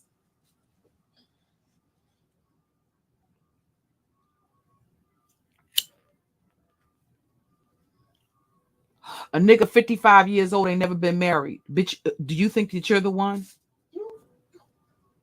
Ain't he supposed to be in a relationship with Coco? Well, what are y'all bitches hanging around for? Hoping that you cause enough confusion. And it's just my opinion that just, I don't even know why Coco is there. It's just my opinion that she's just too good and too much of a damn woman. But we all have lessons to learn.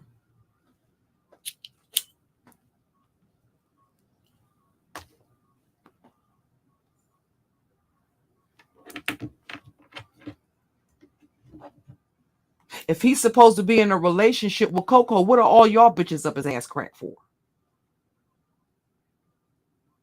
What are you there for? Waiting for your opportunity? What are you over there hoping that he'll Sinetta you like Sinetta did Nepal and make you a second wife or a co-wife? You bitches ain't low. You ain't low worth a damn. But what the fuck you better do is keep your motherfucking nose out of my motherfucking business. If it ain't an affair that concerns you, bitch, you better stay on your side of the fence. Because if you cross that motherfucking fence, I'm going to rip your motherfucking ass to pieces. And I'm going to do it unapologetically. See, I don't care what the peanut gallery is saying. I've learned over the course of the years to tune that out. Because if you listen to that, and oh, this is wrong, and oh, how many motherfuckers did Kwani dox? How many motherfuckers has Kwani doxed? How many people has she threatened to dox? Now this bitch is a victim. Guess what? I don't give a fuck. Fuck her and her selective victimization. The bitch wanted to see war. She wanted to see motherfuckers ripped to pieces. She wanted to see motherfuckers getting their asses handed to them. Okay, say no more. Say less. Say less. And let's really get to the motherfucking business. Get all the way to fucking to it. You think you the queen of evil bitches? I'll show you what an evil bitch is. Not pawn, not rook, not knight. I will show you what the queen of evil, malicious, treacherous, ferocious motherfucking bitches are. You vindictive old bitch. I'm sorry, Kwani. I thought this was just a social media application. It's just a social media application. This is YouTube. Okay, bitch, so why are you going up and fucking with this woman's family? Because she was in my chat room. If it's just YouTube, I'm going to cook you like a frog, bitch. Right now, you only in lukewarm. See, no, that's not true. You were in lukewarm water when you had the audacity to bring your ass back over here. Did you think for some reason it went over my head while you all of a sudden were giving ZX a second chance? Do you think that putting your name in a title, you and 7 stars, no, bitch, that was to draw you out? See, that's what happens when you think that you're the smartest bitch in the room. How do orcas hunt? They play with their food before they ultimately kill them. So, again, what part were you confused about? Did you think I forgot about all of that? Did you think for some reason I thought that you were a bitch that could be trusted? Because I was cordial to you? Well, a lot of people are cordial to their enemies. Keep your friends close and your enemies closer. That was to keep an eye on you, bitch. But what happened is you went over there to your channel and you got a little bit too comfortable for my comfort level.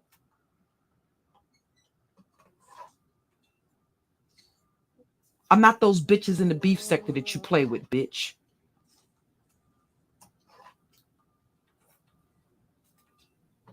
And you know what? I'm going to torture you and I'm going to enjoy torturing you. I told you each day I'm going to come back and virtually break a bone of yours. I want to hear the bone crack. And then I want you to go over there and do what you've been doing, squatting down in folks in the middle. She over there in the middle of folks' floor, squatting down, shitting. The bitch is pissing. She kicking over furniture. The bitch is over there shaking tables. She's over there throwing dishes. And guess what? How did it work out for you? Move around, bitch. I'm not impressed. Is that what Queen Kwani gives? Really? Is that what Queen Kwani gives? I'm not impressed. You want an entertainment, bitch? Are you not entertained?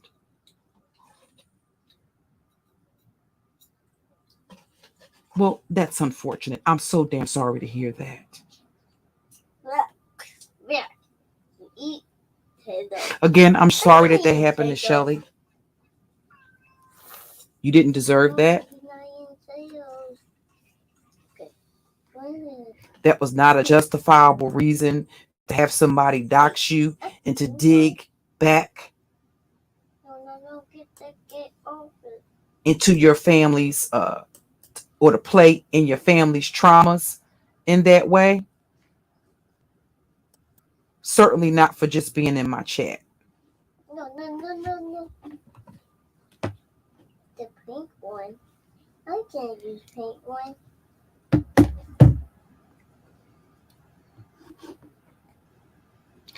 Kels, the bitch is over there shaking the table.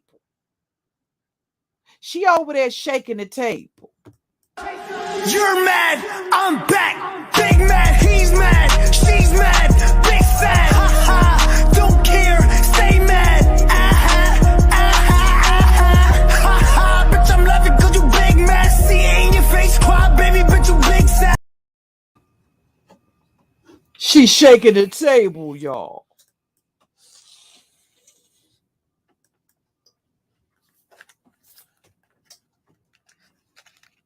So I have some channel graphics to work on, y'all. And I'm going to be working on the story. If I'm watching anything, it'll be from the clouds. But again, I just wanted to come live and just say that I'm sorry that happened to Shelly. That was one of the first things that came to my attention when I woke up. Let me see something real fast, y'all. Give me 1 second.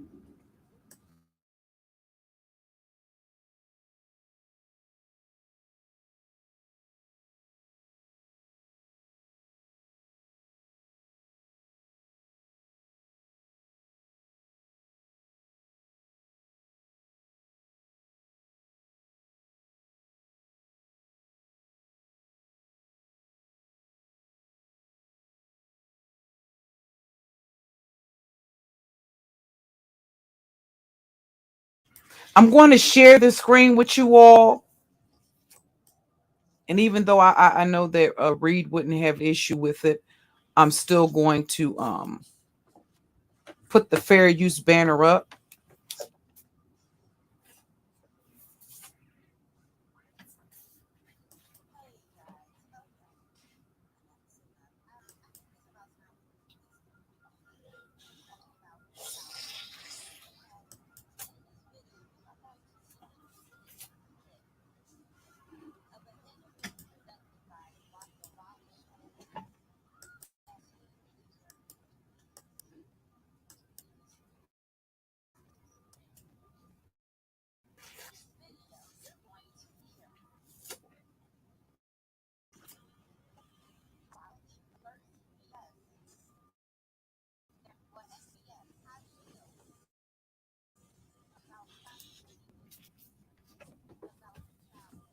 manner, her autistic son.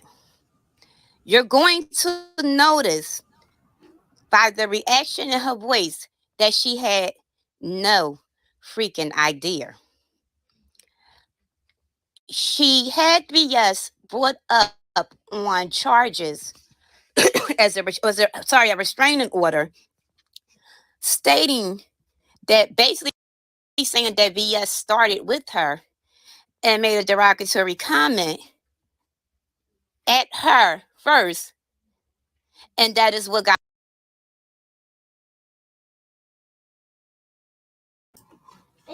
It's buffering for a second. Just give me a sec, y'all.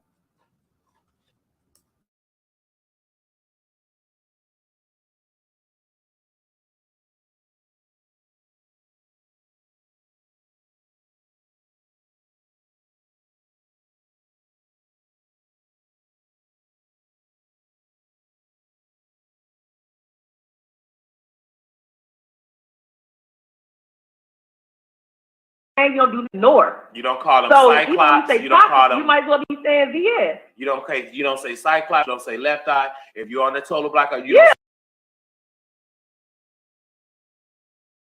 Hey guys, okay, enough is enough. I think it's about time we put this freaking who talked about who child first.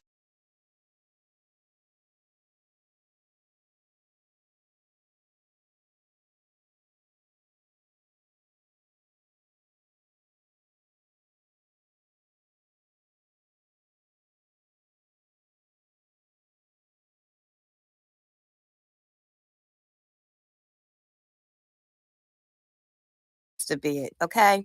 In this video, you are going to see an exclusive clip of an interview conducted by The Wally Show and team leader VS, Vegan Sipping Conscious of TSTC. In this video, you're going to hear how Wally alerts VS asks VS, how does she feel about Fabe speaking about her child in a negative manner, her autistic son. You're going to notice by the reaction in her voice that she had no freaking idea. She had BS brought up on charges a restraining order stating that basically saying that VS started with her and made a derogatory comment at her first, and that is what got her the restraining order, because VS was just like, fuck it, she didn't go to court. If you listen to this interview, which I'm just surprised that this never was brought up or that they never took this to court as evidence, as you listen to this, what you're going to hear is that Babe Shalina Simmons actually lied to the courts, and she lied to the people, again, playing in Subby's faces, because she is actually the person that initiated the conversation about children and disabled children when she spoke about her son. So you got people coming in, very disrespectful, coming into the sector, have no fucking idea of what is going on, who started what, who's starting this, and then, you come here and right now speaking on grown folks because, basically you're coming into a situation that you have no idea what's going on. Here's the thing. Nobody child should be talked about, period, right? But you can't go at other people without going to the person that actually started this. See, here's the thing. I'm not going to love your child more than I love my child. What makes your child more special in my eyes than my child is special in my eyes? Okay? So when you get into it and then you calling people bitches and this and that and have no idea of where the root of because this is the root of the evil, her. Okay? And have no idea where this shit stemmed from, what it does is it starts problems, okay? Because this is we're in two different sectors. You're coming to a sector that you know nothing about. When it's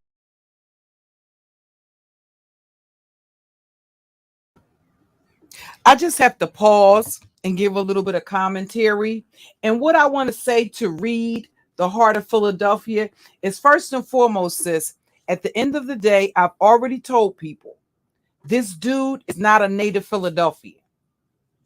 That's why he don't move the way we move. He's not a native Philadelphian. He was born with his uncircumcised motherfucking ass down there in South Carolina. Because I know he was born to that hoe at 14 years old. And if the bitch was getting pregnant, fucking and sucking at 14, it's unlikely, if he's 55, that back then his mama and his daddy, if his daddy ain't his mama's daddy, if they had good insurance, this probably is an old uncircumcised nigga with a turtleneck, okay, in around about in his crotch area. See, it ain't that this old nigga don't know, sis. Didn't he say he had motherfuckers over from the beef sector give him history lessons on the beef sector? Do you think them carnivorous cunts that's over there sniffing up under his old funky ass nuts, do you think for some reason those bitches ain't tell him certain things about Phi Babe? Do you realize that same night that his attack dogs, his flying monkeys, his enablers, the night that they ripped Lady P to pieces over there on that panel, do you realize that was the same night they were over there, Black Butterfly, giving him and his chat room a rundown of Phi Babe's history? Do you think this old nigga give a fuck? Remove your emotion from it, sis.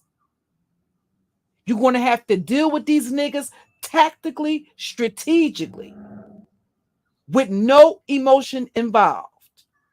I can hear the emotion in your voice. Remove your emotion from it and deal with these niggas tactically and strategically. Don't give them a fucking moment to breathe. If that means that you have to upload content so that way your emotion isn't coming through, don't give these motherfuckers the satisfaction. Because see, they enjoy getting you triggered. They enjoy getting you upset. Right now, sis, you're preaching to the choir. This old nigga don't give a fuck about the truth. He's a clout chasing bitch. And as long as he's able to use that bitch in her platform, her and any other bitch over there that's willing to let him use her, he don't give a fuck whether or not this bitch has dragged kids before. He's one of the dirtiest, snakiest motherfuckers in this sector. This motherfucker has turned on every person that has been out here windmilling for him. The women that had an affinity for him, you know what the fuck he did with their nude pictures? And it wasn't just one fucking woman. If he got the pass for Clyde Diva, why the fuck does he get the pass for doing that shit to the other ones? He put Let's Get It nudes out here and then got up here.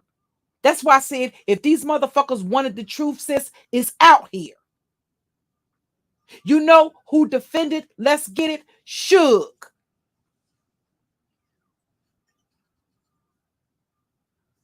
You know how him and ZX got into it? Suge defending Clyde Diva. They're not interested in sector history. They're interested in clout chasing. Who can bring them the numbers? Whose chat room they can pull up in and pull motherfuckers out of? So that their goddamn cash apps and PayPals and super chats fucking runneth over. If they can't clock that shit, sis, if they get played, that's the fuck on them. He's not one of us. It's not a native Philadelphian in this sector that acknowledges this nigga as a native Philadelphian. Stop putting this nigga on people in Philadelphia. Niggas in Philadelphia do not move how this dude moves. He was born in South Carolina. His mama was not born here. Being raised here and being born here is two different things. He's a nigga that lives in Philly. He ain't a Philly nigga.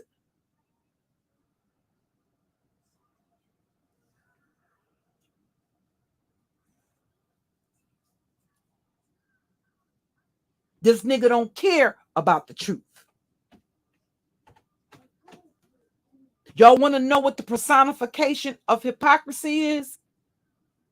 Mods, if you could drop six figures, if you're still in the chat, if you could drop the link to Henny Wise's channel. Henny Wise did a video 2 months ago calling out Fi Babe for dragging children and for calling the cops. The truth is there. The receipts are there. The words are coming out of her fucking mouth. You're going to find out what the personification of hypocrisy is. And you're going to find out whether or not the air quotes interlopers are the fucking problem. When you see these niggas, see this, hear it, and ignore it. What the fuck can he do for any of their platforms? Truth be told, he couldn't do a motherfucking thing for DD Loop Loop platform. The only thing he could do is take his people over there. He can't do a goddamn thing for anybody's platform. He's over there looking for motherfuckers to do something for his platform. You don't think his platform was suffering prior to this beef sector, black sector merge? Do you think he had a couple hundred motherfuckers in his chat room prior to that merge?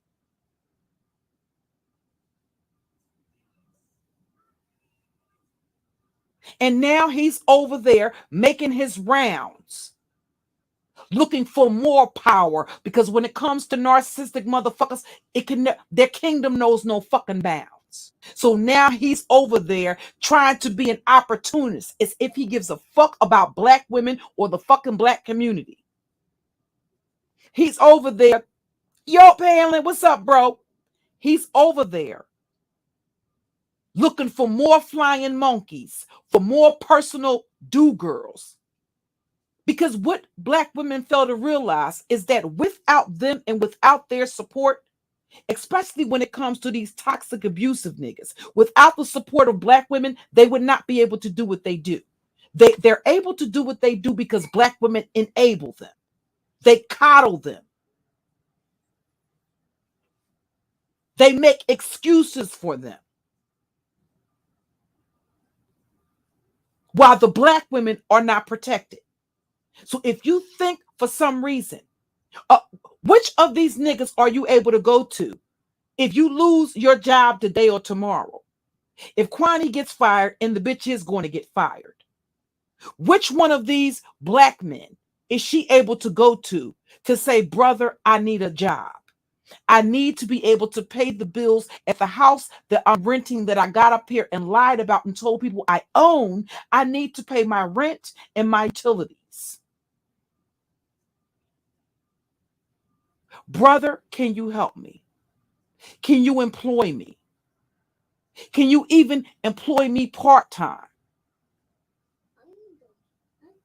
Who does this bitch have to go to give her a fucking job? The fucking white man. White zaddy.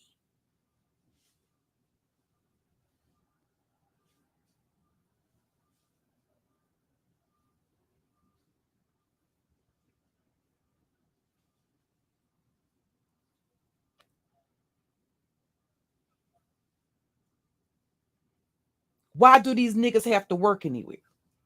Why do they have to be men and be self-sufficient?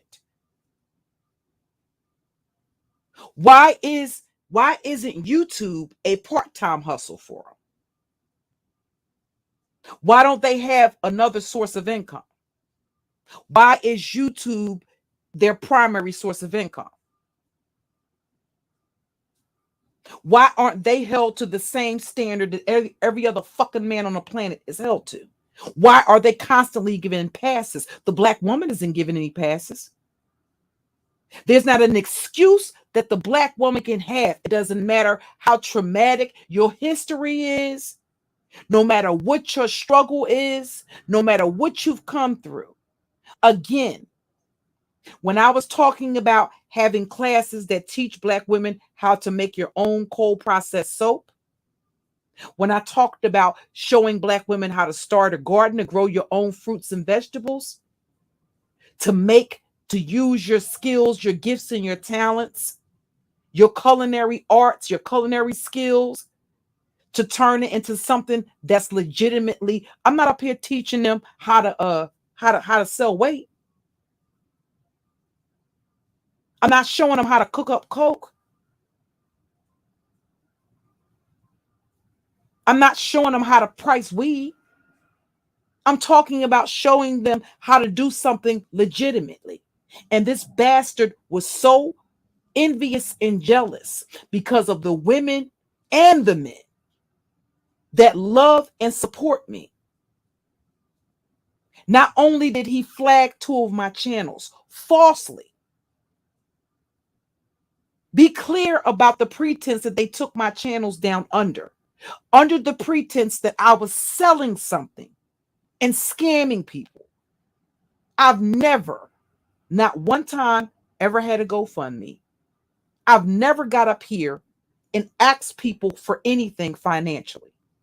That's why you don't see my moderators constantly hitting you over the head with Cash App, pay this. You see them drop it in the kid chat room occasionally.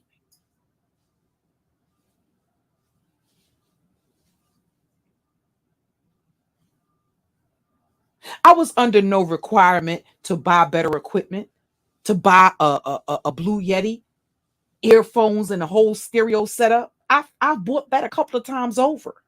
I felt it was my obligation to at least give my subscribers quality audio, quality video. They didn't require me to do that. And these jealous, envious motherfuckers, I shared my analytics with my subscribers to thank them, because without them, that would not be possible. To thank them for my growth. And these jealous, envious niggas and nigga bitches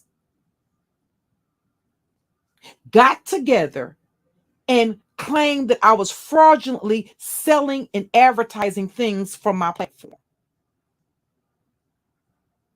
And if you remember, the night that I did the juke joint Saturday get together, cyber get together, they attempted to do the same thing with the other video, with one of my live streams. And I appealed that. I never appealed the loss of the channels. I never went through it. I just built better channels.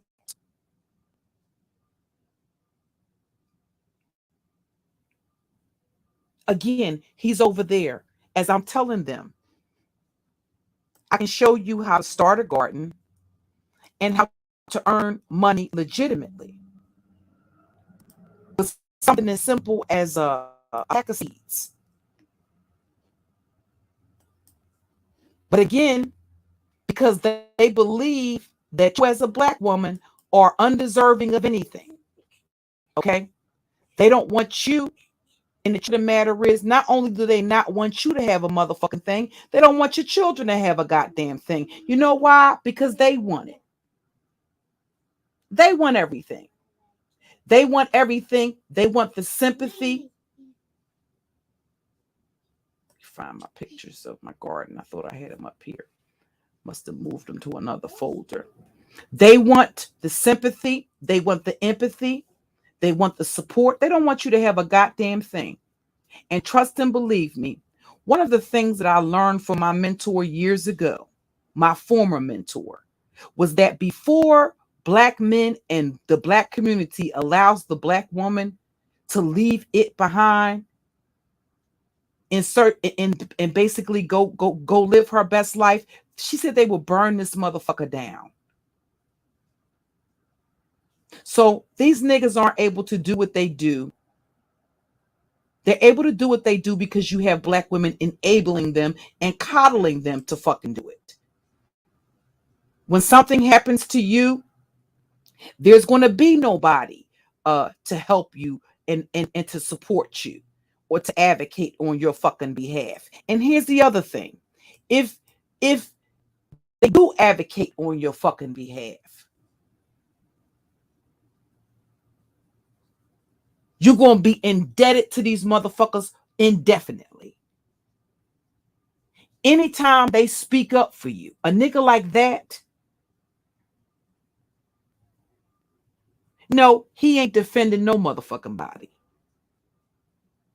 He's an opportunist. So he's taking incidents like Pastor Wilson addressing Kimmy or calling out Kimmy to get attention for himself. When he took his motherfucking ass to that court hearing, hours and hours away from Philadelphia, he wasn't there to support that woman. He was there because he could not himself bring charges against Diet and her husband. So he was there to antagonize them, not to support that woman. What the fuck has he done for that woman prior to or after that happened?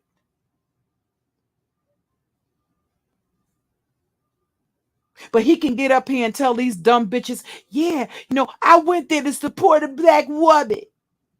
It was to support his sister. No, he went there because he's a vindictive bitch. And at the end of the goddamn day, sorry, not sorry, the Philadelphia police do not give a fuck. They have much bigger crimes to care about. Nobody gives a fuck about his old, ugly ass motherfucking mama getting cussed the fuck out. Sorry, not the fuck sorry.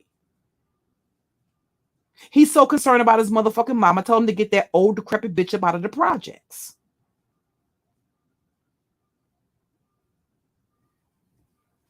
When I find a fuck to pull out of my ass to give, then I'll let you know. But I just wanted to say that. And I'll show you the picture of the garden after I finish with the video. It's only about 8 minutes long. But don't be confused about that, sis. This motherfucker don't give a fuck. Everything that you said and showed him, you know what's going to happen?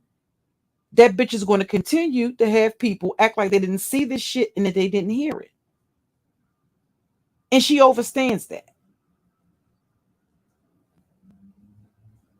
That's a part of the reason why the bitch is emboldened to do the type of shit that she does.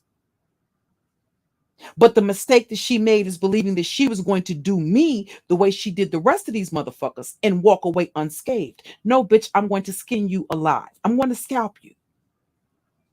Virtually. I'm going to scalp you. Just for trying me, bitch.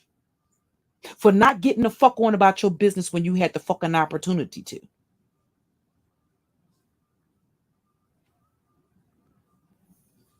Long live the queen.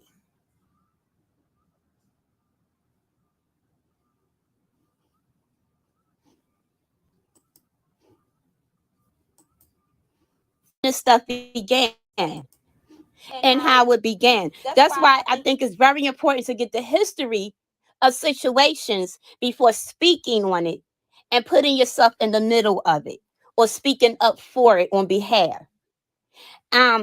Again, I'm surprised that this right here never was brought up, because this would have been a heavy piece of evidence when it came to that restraining order. So, hopefully that this clears a lot of shit up with people, although it's not, because guess what? No one likes the truth when the lie is much greater. So before coming in here and disrespecting the women and the mothers in the sector and treating them like their child doesn't the fuck matter, and to think that it's okay for a grown woman to sit and mock a child with special needs, a nonverbal autistic child? That's ignorant. That's disgusting. So my whole thing is, if you don't know the full history on something, don't go swinging for people. Don't go talking about people that you have no idea what's going on.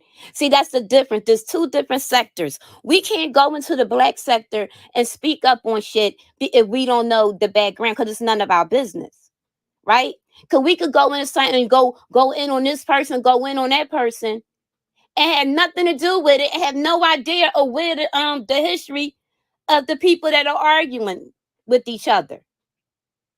So to come over here and disrespect not only the women, but the mothers who have been physically, well, not physically, but same thing, verbally attacked virtually by this woman, each of our children, and for her to lie with it's documented truth that she came at each of these women, children, including my own first, with documented dated proof, and people know that. People, and there's other people that know that, but it's all I want to get in where I could fit in, right? This a whole Cash App game and subby game and all this popularity game that people say, well, you know, they choose to ignore the facts when the facts are laid right out. But right here, this video right here, you're going to see who is the root of the evil in this sector and who started this. Of my nephew that's gay that brought Well, I knew it was going to be a blackout because I knew they need clicks and views. And they could say all day long, even when they say toxic, toxic is me. So I'll say VS, Susie, toxic, however. You still talking about me. This is the So same that's thing, not a blackout. A blackout is when you don't address somebody, you totally ignore them completely.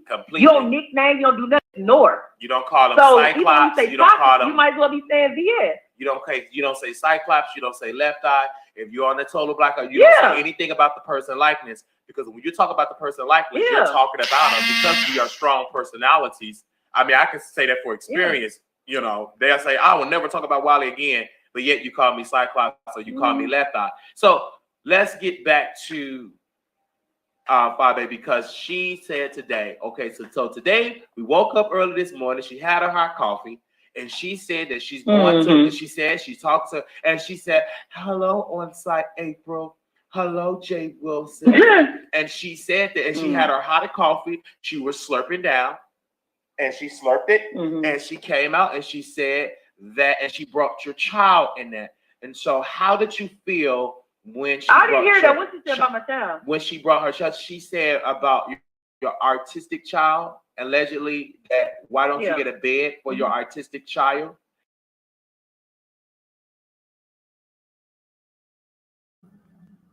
Now, clearly,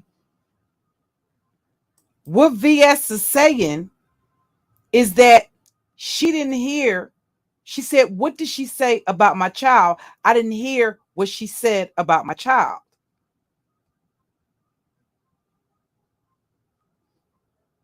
I just wanted to point that out.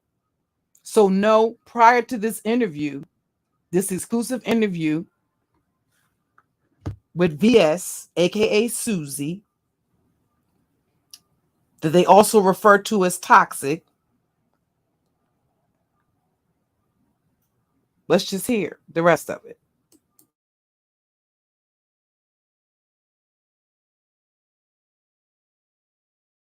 And why is he why don't I get a bed for him? Yes, and why do your artistic child still sleep in the same bed with you? She alluded. That's towards the end of the video. It was very small, and towards the end, and that's what she said. Because I watched their entire interview, and that's the only thing. And I did not like that part of it. Well, that's weak. That's weak. But this is the thing. She's doing what she's supposed to do. When you are in a roast, you're supposed to roast. You're supposed to talk about your mama, the dad, the sister, brother, dad, kids, the mentally challenged. So she was doing what she was supposed to do. I have no problem with somebody roasting me. The problem is what happens when VS roasts you back. If you notice that, she could say my son sleeps in the bed with me. She could say he retarded. They could talk about they can say all that. That's fine. But be prepared for what is going to come back. I have no problem with that. But her roast was weak because everybody knows I live in a 3-level townhome. My son lives in an apartment downstairs of the townhome. My daughter has a whole floor to herself, and I'm on the top floor. They know that. I've done lives all around my house. So, and that, ladies and gentlemen, seems to be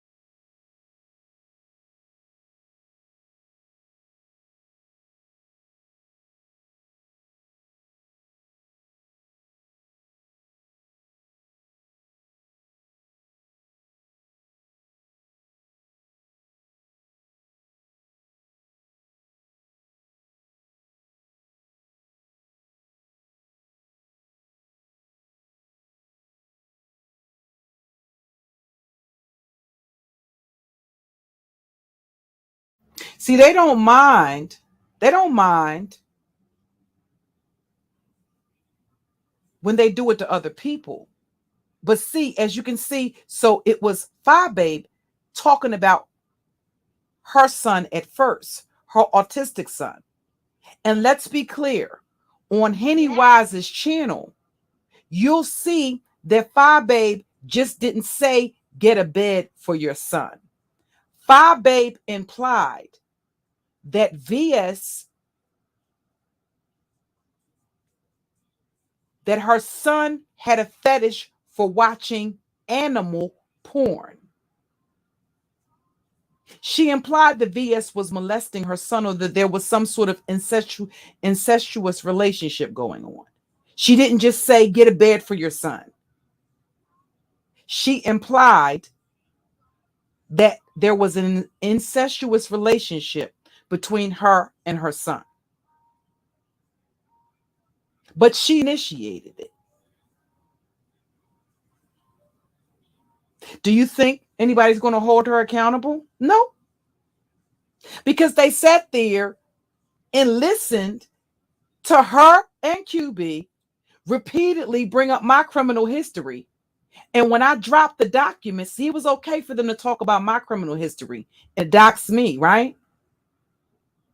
And to get up there in front of hundreds and hundreds of people and put my legal name and shit out there, and to go to her Zoom meeting, show pictures, and see, keep in mind, the bitch showed pictures of my family members. She didn't do that on YouTube. She did that on her Patreon. And somebody sent me the screenshots. That's how I knew she was on Zoom showing my criminal history and my family members. She did that first. She appealed to my enemies in this sector. First and foremost, that was her first course of action. Her first course of action was not to go to her channel and start roasting me. Her first course of action was to appeal to my enemies in the black sector, to bring her and to send her any information that was lazy. And then, despite the fact that she repeatedly got popped as putting out false information, doxing an innocent person I don't live at, if you go back and watch that live stream, do your own research, find out if there is any connection of me or a single person in my bloodline ever having been associated with that address.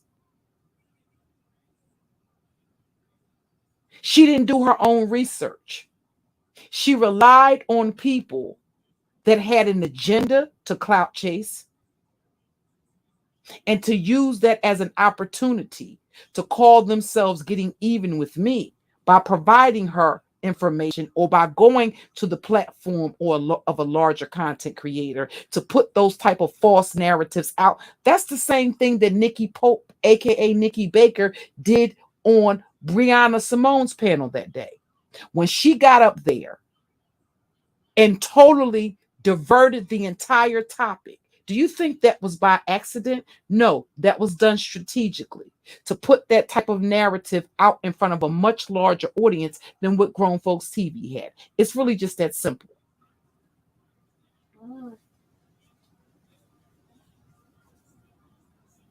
Do they come out and say, we put the wrong information out, here's the correct information? No. I show you in black and white, I don't live at that address. There's proof on this channel in black and white in city documents, law enforcement documents that I don't live at that address. And nonetheless, they're still running with the narrative that that was my house because that fits their narrative. So you're not talking about people that have an interest in the truth. They don't care about the truth. The fact that Shelly would have to relive something that traumatized her and her family.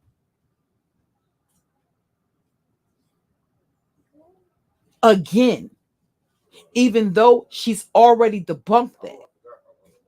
But nonetheless, she has to bring all of that stuff back out again. Why? Because a false narrative has been put out in front of hundreds of people. That was a lie. That wasn't true. Her son had nothing to do with the passing of his girlfriend, his long-term girlfriend. It was an accident. She was hit by a truck.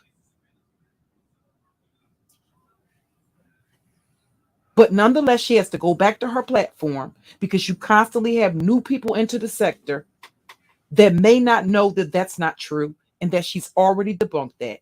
And you have to yet again go, they require you to constantly play in your own shit. They don't have the ability. Shelly is a content creator.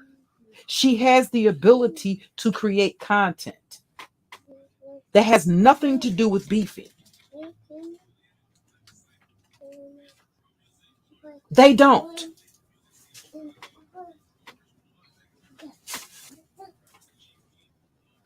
If you look at their body of work, they have no content. None whatsoever.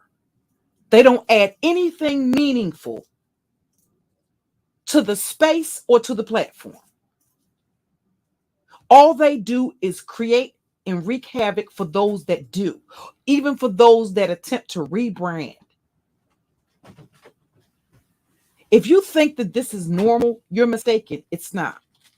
It's not normal for you to have a disagreement with a person or for you to not like how a person is moving and you say, nah, I'm not feeling that individual.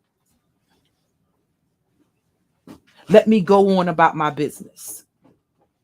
If you think it's not a sign, no, we're going to stop saying mental illness. It's not mental illness. It's personality disordered. It surpasses a mental illness that you could take pills for to improve the condition. Or you're talking about an instance of schizophrenia, where over the course of 5 years, parts of the person's brain that actually should work no longer work the way that they should. You're not talking about that type of illness. You're not talking about depression. It's inculcated in who they are. It's not normal that if somebody blocks you from a chat room or somebody kicks you off of a panel, you run around with a personal vendetta for 2 fucking years because you said you don't want to be this person's friend anymore. or you're not interested in associating with this person anymore, and you go on about your business. And because that individual is butthurt and they have a sense of, keep in mind, this is entitlement. They feel entitled to do what they do. What you choose to tell them, well, that isn't enough. These sick, remedial motherfuckers, oh no, they want to see what your spouse looks like. They want to see what your house looks like. Show me what your house looks like. Show me where you work. Show me how much money you have. Show me your children. Show me your grandchildren. But nonetheless, they get offended when you say they are the equivalent of the paparazzi. No, you're not a celebrity. If you're not a celebrity, why are there so many fucking groupies? Groupies and stans and butthurt individuals that if you're not feeling their fucking movement, can't get the fuck on about their motherfucking business. What did I say all of 2020? These motherfuckers did not want to take the L and go the fuck home. You're punching zombies. It's a lost cause. The only thing they respect is savagery. They comprehend that. They comprehend losing something that they value.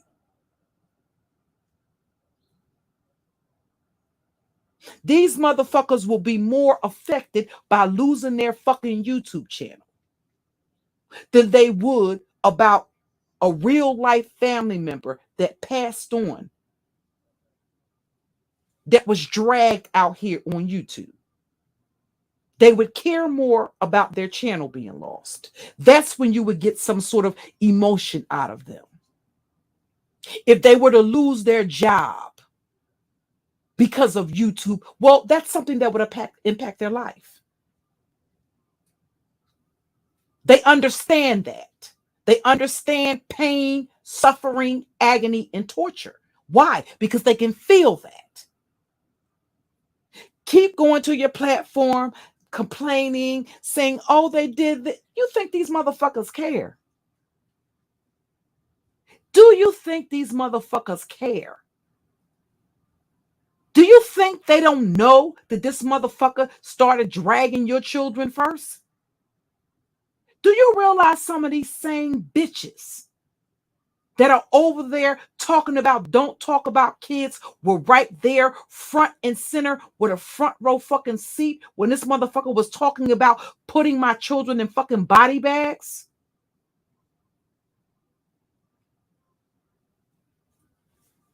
Do you think they don't know that he attacked me and my family first? No, that was before the calls to his motherfucking mama.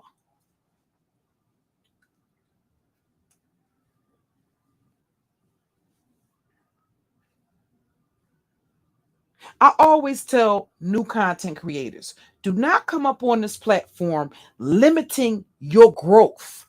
Do you think all of Tasha K's? Do you think all of Lovely T.I.'s?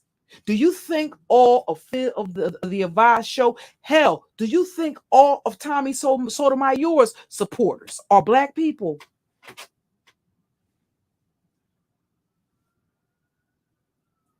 Do you think all of Deborah Cooper's, those of you that are divested minded and feminist minded, do you think, or feminism is your ideology? Do you think that Deborah Cooper has all?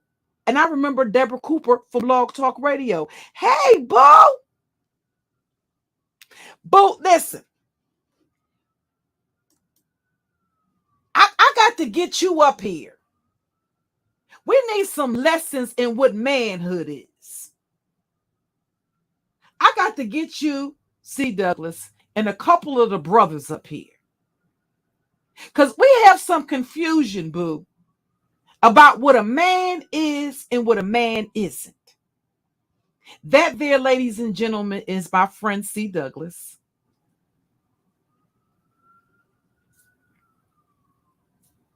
And one of the things that I was planning on doing during the time that I was planning on rebranding is that I was going to start interviewing. He was going to be at one time, it was going to be C Boogie.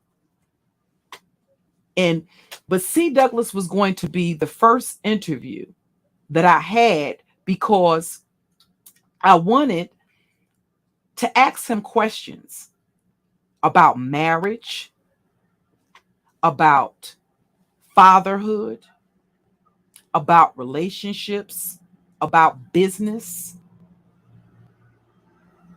And I thought that he would be the perfect brother to interview for that. So I told him when we talked on the back end, I told him I'm going to write up these questions that I'm going to ask you.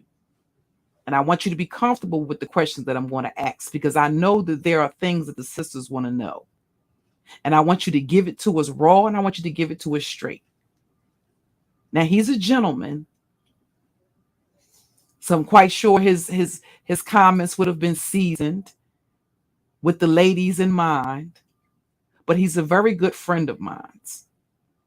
So when I think about, and you remember the gentleman that I told you that actually owns the smoothie business off of 63rd Street. You remember I told you about the brother that shielded the mother and the child when there was a shootout, and all of the amazing things that he does for his community. He feeds the community daily. Every day, not only is he a gardener, but he gets up and he sets out food, fresh fruits, vegetables, and breads and other perishables and stuff for the people in the community that may be running a little low on food. He puts other items out there too. Towels, books, soap, toilet paper. He does that every single day except for Sunday. And he's been doing that for years. The corner property that he owns, he built from the ground up with his bare hands, with the neighborhood teenagers in the community.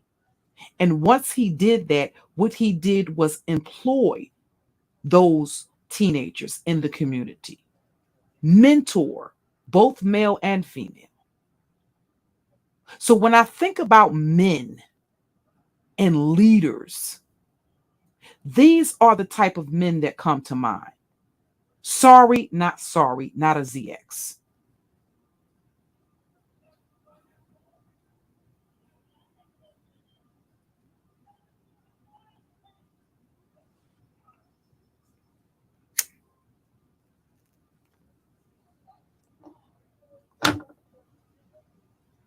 But when you're starting a platform, especially if you're a woman, don't limit yourself.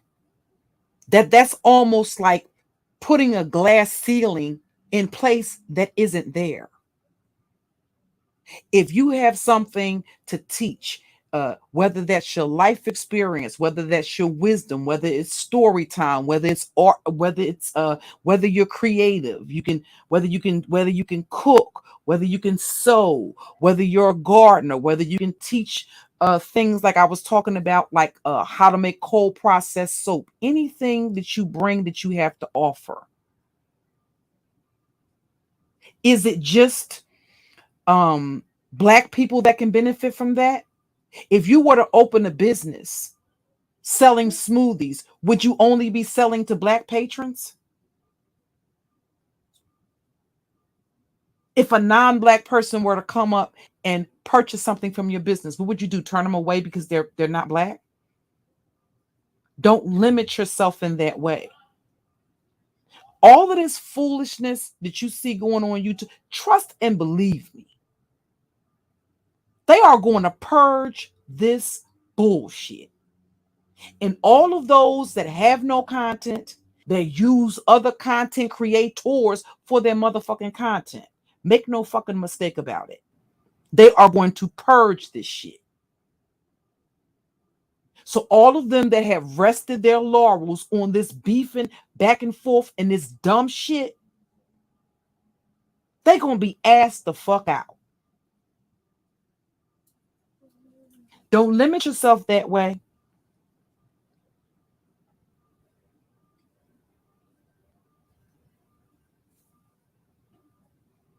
Hi, Rosalind. Don't do it. And don't think, don't think. I'm quite sure that when Lovely T started it, she didn't anticipate her platform growing to be what it is. But she also created real content. She didn't come on YouTube beefing, even though she's had fallouts with different YouTubers. Every single day, she came to YouTube, would do current events. I say true crime because a lot of it was covering different crimes that took place all over the nation. And she would give her commentary. This is long before she became a celebrity gossip channel. And she did that every day. She did her own editing. She was her own team. And look at her platform today.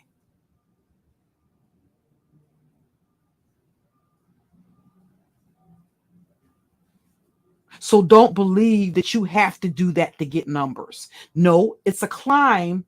See, a lot of these clout chasers, they're looking for shortcuts. They don't want to put in the work. They're looking for shortcuts. They want something given to them. And they're willing to kiss anybody's ass in order to get it. That's just the fact of the matter.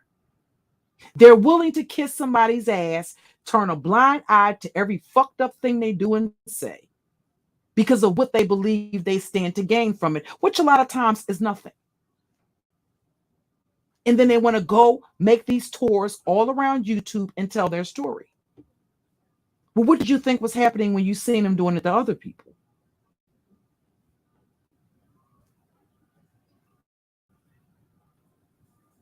What did you think as you sat back and you watched them do it to other people? You didn't think that there was a possibility of you being next?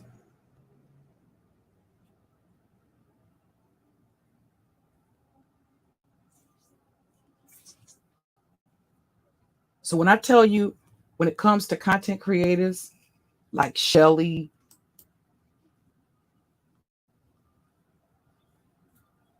I call her Shelly, S. Hutchinson, she has grown a lot.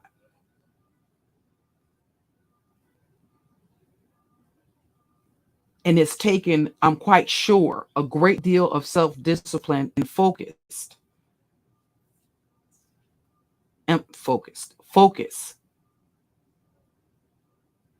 Let me ask you this.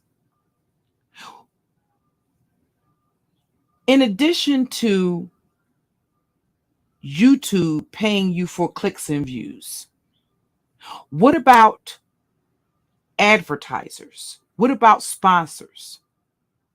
And people that would like to promote their products and goods and services from your channel? If you have a channel based on bullshit, toxicity, dysfunction, and a bunch of personality disordered motherfuckers running around, who do you think is going to want you or your brand to represent them? Unless they're just as gutter and just as ratchet. If they're other gutter snipes, then yeah, they'll be okay with that.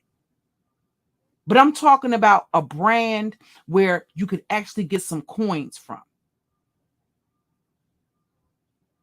Do you think it doesn't matter what Instagram influencers, the influencers, do you think it doesn't matter what they do? And they're out there in the public eye? Do you think that somebody's going to be hitting them up to promote their shit? When you think about the beauty sector on YouTube, those that get the wigs and stuff to review and the makeup and stuff, who do you think in between these two sectors would be getting somebody like that to sponsor them, to have them representing their fucking business. At the end of the day, that is what YouTube is. And trust and believe me, it's going to come a point in time. You barely can sneeze on a damn live stream now and have it monetized. They're going to start cracking down. And all of those people who don't have content, unless they're making other content creators their content, they're going to be asked out. Versatility is necessary.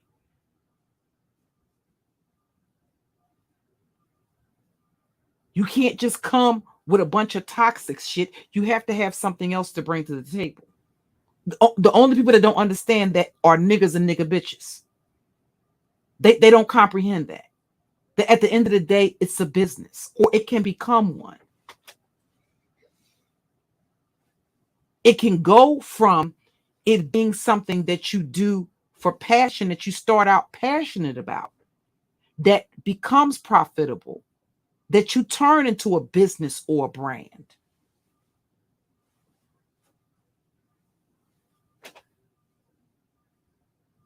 Do you realize only the niggas and nigga bitches are running around saying YouTube ain't a job? You know what that tells you when they say that? They're angry because what you get from YouTube, they want it. Or they feel entitled to it, but they don't want to work for it, or they don't know how to go about getting it. So they're going to critique you for some shit. But at the same, they're going to critique you for begging, but at the same time, they're begging. Every other couple of months, you got to go for me for this, or sponsor this, or pay for this for me. Gimme, gimme, gimme. But call somebody else a beggar. If you ask for a copper penny, you a scammer. If you ask them for a red cent,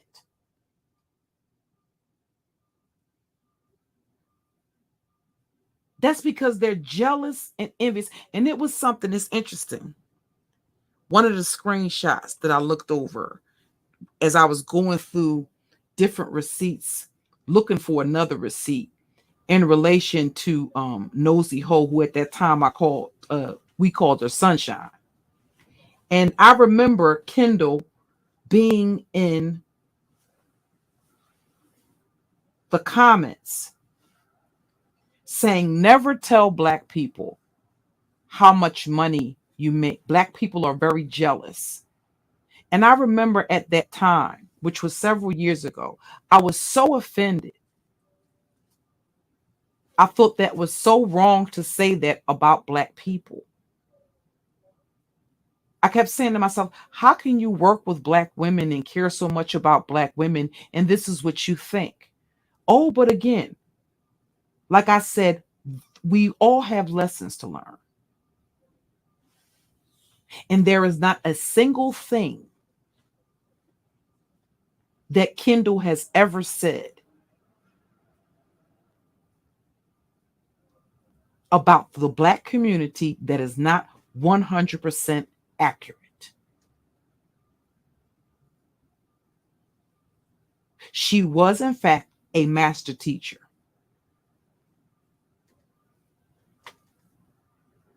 And in retrospect, when I look back, the question that I asked myself is, was it hard for me to accept what she was saying?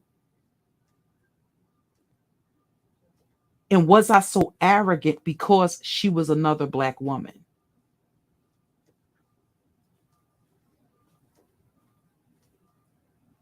She was a master teacher.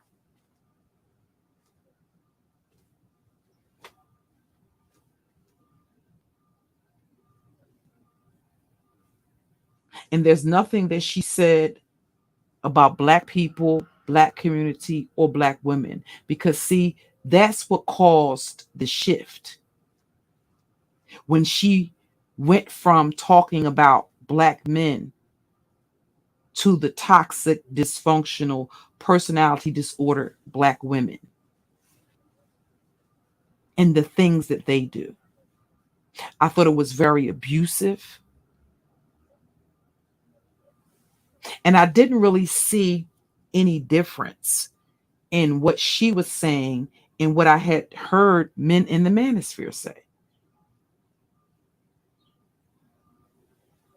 But looking back at it in hindsight, in retrospect, I've had moments when I felt that way.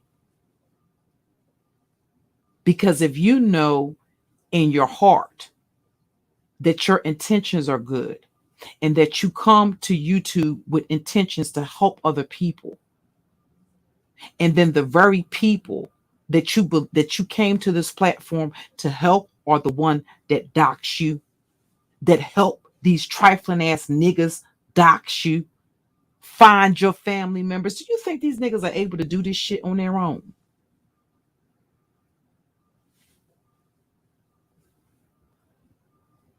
No, they have these black women working for them.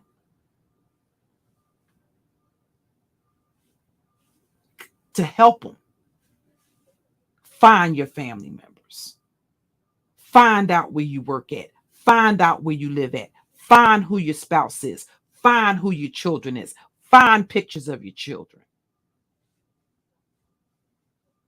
It's black women helping them do that.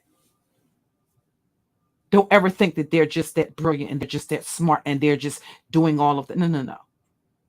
These gutter ass bitches, and a lot of them that are walking around here with this air of fucking moral superiority, are the very fucking ones that are helping them do it.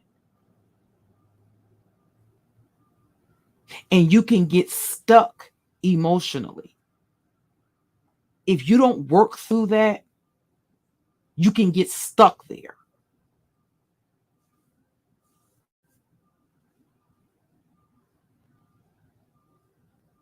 But I understand now why she felt that way.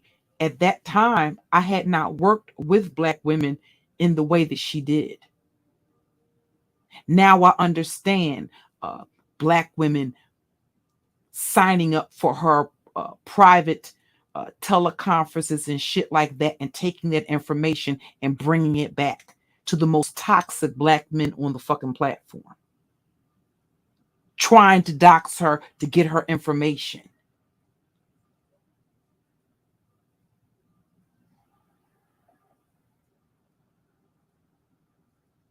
I got doxxed by a bitch I was defending because I wouldn't co-sign her scamming people. You think these people give a fuck about the truth? They don't. They really don't.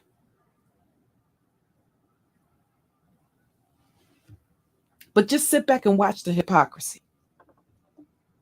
Watch them act like they didn't see what was on Henny Wise's channel. They didn't see the documentation that Reed uploaded. They didn't see that receipt.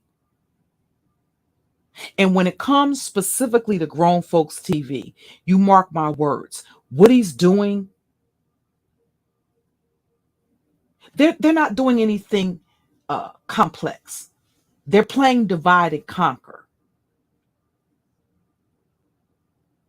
And because he has a personal vendetta, he's using this as an opportunity to go around in the sector and, we got to separate ourselves. Well, he's already running a cult. How much separatism does he want? He wants to separate himself as if he's not a motherfucker that has done every fucking thing and some, that he's over there calling other motherfuckers out on. Hold me. It was the same thing with the criminal history. We're going to hold Cookie responsible for shit that even she wasn't even found guilty of it.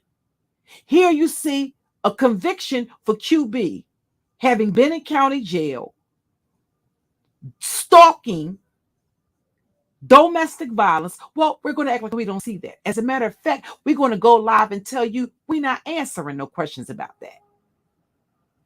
But you're supposed to hold the other person. But you're supposed to hold the other person accountable, but give them a pass. He's up here Every other day, every other fucking every live stream, he's talking about my criminal history, but he can't answer. He's not going to answer no questions about the nigga he married that used to whoop his ass on a regular basis. The brutalized bride, boy pussy. He ain't got an answer for nothing that was discovered on him and his husband. But they can get up here and talk about everybody else's shit. And you think, and you going, listen, you be a damn fool. Oh, but Jason the racist was on the panel. Us black folk, we got to stick together. We can abuse each other. We can dox each other. We can dig up each other's deceased relatives and put them on community tabs. We can get each other fired. Oh, but we can't let those interlopers come in here. We got to stick together as a community. Well, that's interesting. Hey, Johnny Fish. Want to try? Okay. I'm not going. And the time that I've spent on this platform, the amount of hypocrisy and double standards I've seen, not only does it make me physically sick, it makes me livid. That's why I don't care about what they I don't care about what they say. I know what type of hypocrites they are. I know what type of double standards that they have. It's okay for this person to do it. It's okay for this person to say it. Why should Reed, if it's all about the children, why should Reed have to go live and say, listen, or upload a video and say, listen, stop disrespecting the mothers in this sector as if Phi Babe is the only one with a child in the sector? Okay, well, what does Grown Folks TV has to say about the things that Phi Babe has said about other people's children first? But he's going to critique the women. I tried to warn the women in the beginning before they went over there that was a huge mistake. Nobody in the sector fucks with him for a reason. He's a fucking snake. He's going to be a snake when he's in the grave.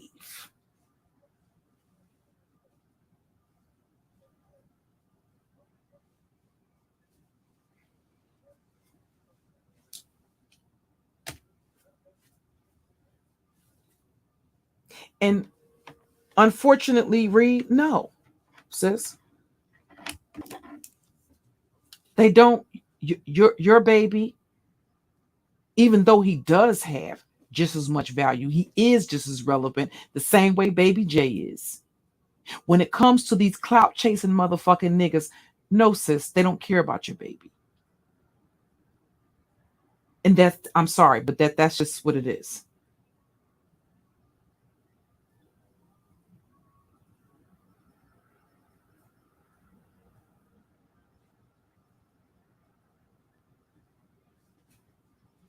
Again, you here you have hey, Miss Young Sniper, you have a so-called straight man. He's going to lead the charge to bring some masculinity over there, where it's predominantly where the LGBTQ community is the dominant in that space. They dominate the space. But he's going to break into that. You know, he's going to cross all boundaries to get to, he's going to bring some masculinity. I say hi. I say hi. And you got a bunch of Niggas in the chat. Oh, we not merging with the blacks. We not merging. Y'all got a whole bunch of gay dudes over there, but nonetheless, these motherfuckers are in the chats.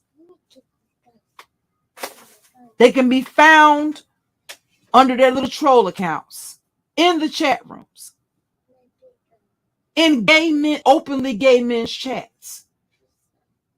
And we're supposed to what? Believe that you're straight? Is that it? No, I think you're right where you want to be.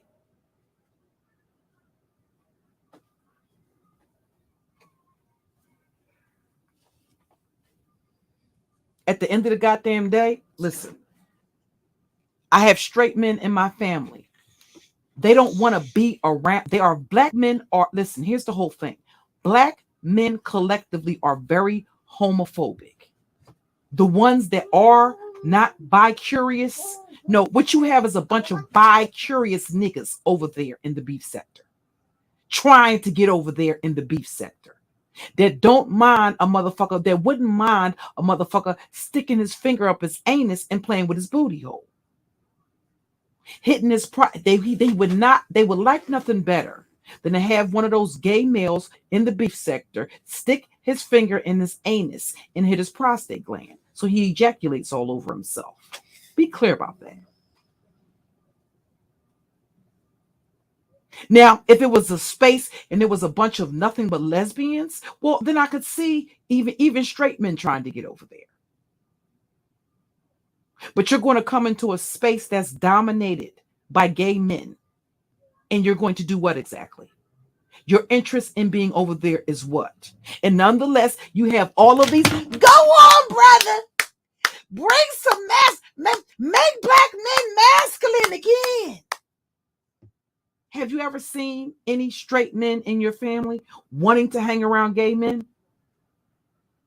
They act as if their sexuality is something that's contagious. Black men collectively are very homophobic. Straight black men. They don't want to be around men that they even think are gay. I'm not talking about down low men that use women as beards. I'm talking about straight men. They act as if they have some contagious disease.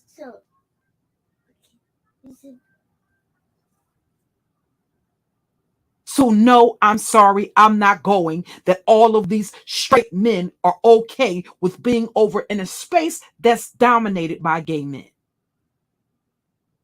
Openly gay men.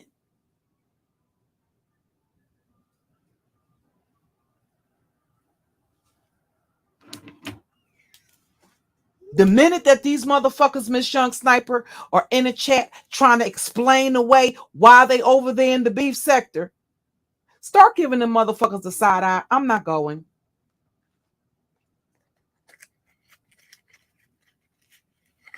A man that prior to every woman in this space done clocked that this nigga's not straight. Every woman in the space that's worth, put it this way, every woman in this space that's worth her salt knows this nigga is struggling with his sexuality. That's the part of the reason why I called his mama to have that conversation. At the end of the goddamn day, if it's your son and he's gay, it's still going to be your baby. You just have somebody to shop with, girl. You just have somebody to be a personal fashion assistant.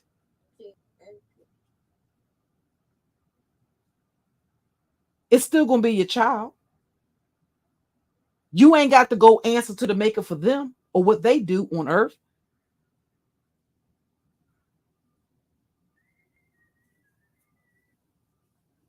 But for these straight men acting like, oh no, you just get the fuck out of here.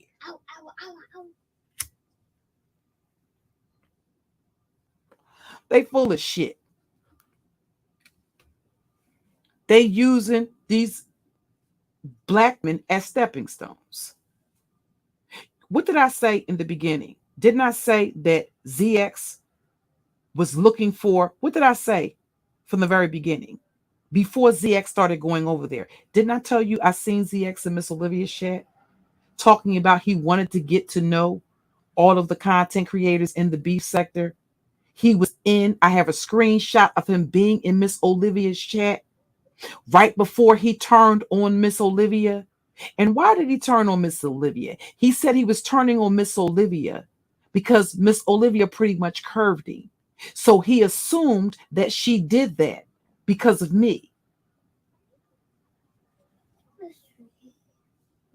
And he couldn't get up there and make his rounds. See, as long as they drop the link and let him come up there on their platform and be seen, everything is going to be A-okay. It's only when you don't do that. It's only when you don't agree with what he's doing. It's only when you call him out on his bullshit that you're going to have a fucking issue. You're going to be in Tracy's shoes. Make no mistake about it. And I don't give a rat's ass who sees you as a victim. You know what? I won't. I will no longer see these chicks that sit back and see what these dudes do to other women and think that you're fucking special or that you're going to be the exception to some fucking rule. Because I assure you, you will not be. And my platform will never be used to interview bitches like that. I don't give a fuck what the nigga did to you. Because if you sat there and watched him do it to other people, keep that same motherfucking energy when he start doing it to you.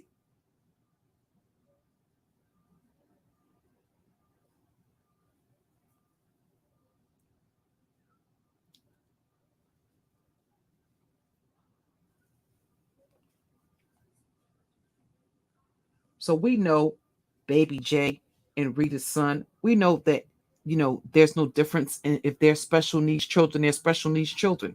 They have no control over that. Should anybody be dragging anybody's kids? Fuck no, nobody should be dragging anybody's kids. The same thing with anybody digging up anybody's deceased relatives. Does that mean these motherfuckers are not going to do it to you?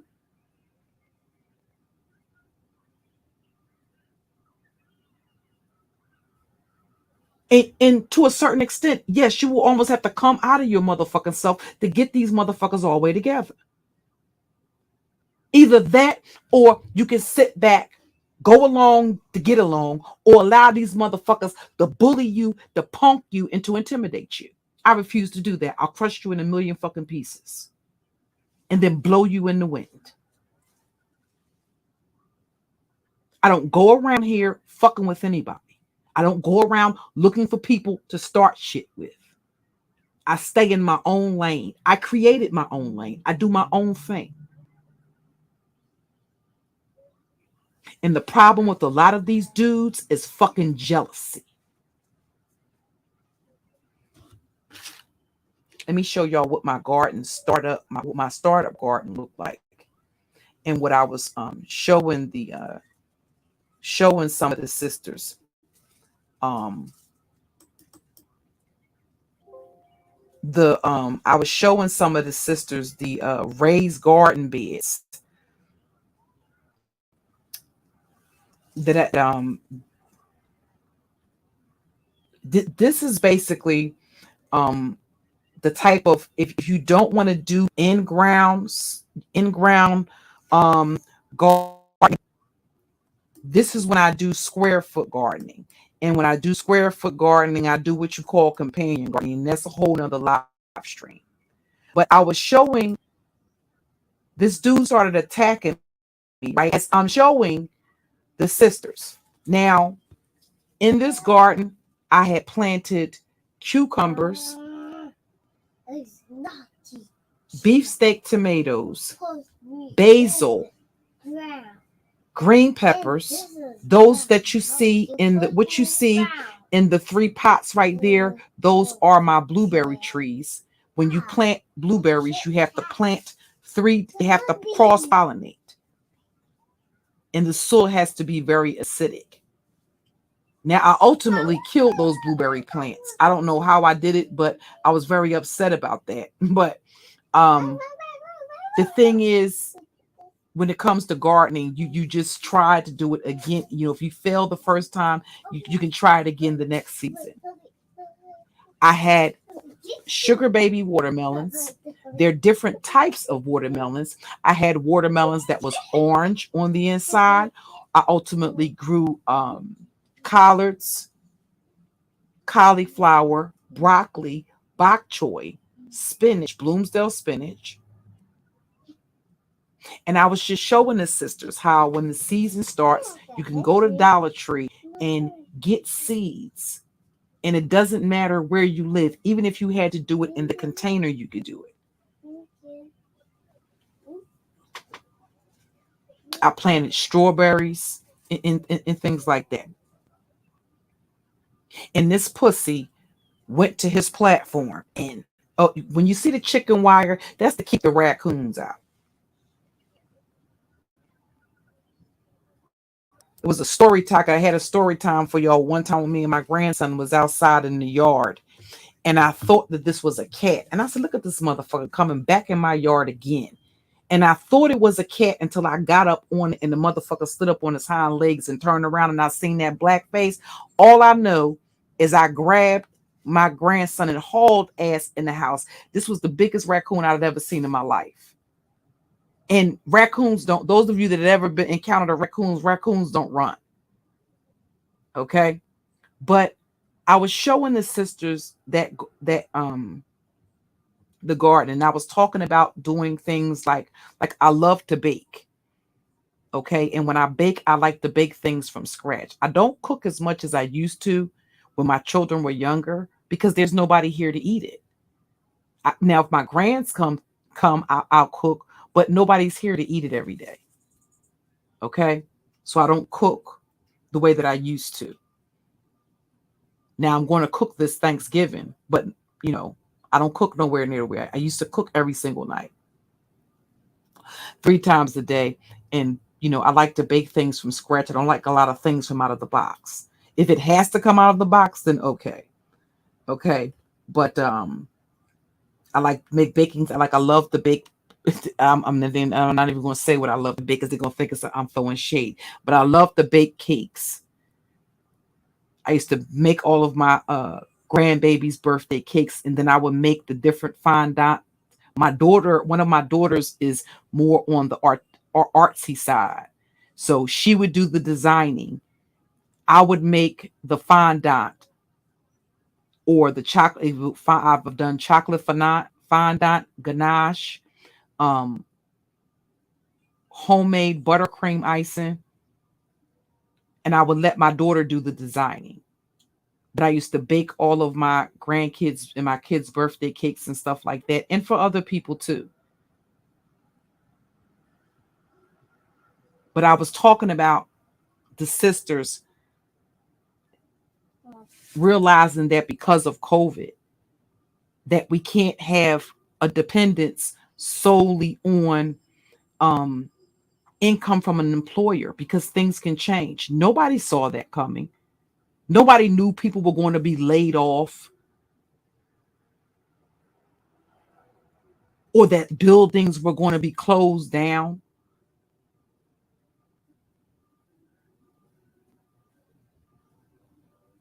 So I wasn't getting up here attempting to teach women how to do anything illegally. I was going to show how to earn money legally, taking those things. And if you're online all the damn time anyway, promoting yourself, promoting your talents, selling your things on websites. And this pussy was so jealous and so envious. She can't teach you nothing. She don't know nothing about. Well, he don't have shit but a straw business any motherfucking way. The business that he got cost him $250 at 16th and JFK and a fucking application fee. That was it. That's not a business to me. That's a straw business. That's a way that slick scamsters and scam artists use to funnel and launder fucking money and siphon money and to get different tax cuts and to be able to finesse the government out of money and all that other kind of shit. That's all it is.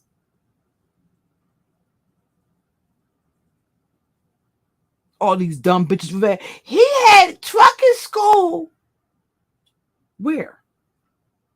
Where did he have a trucking school? Did he?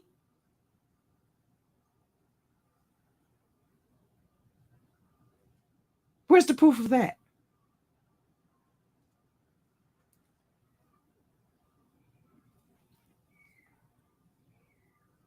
He was doing stuff for his kid. You listen to this motherfucker get up here and speak disparagingly.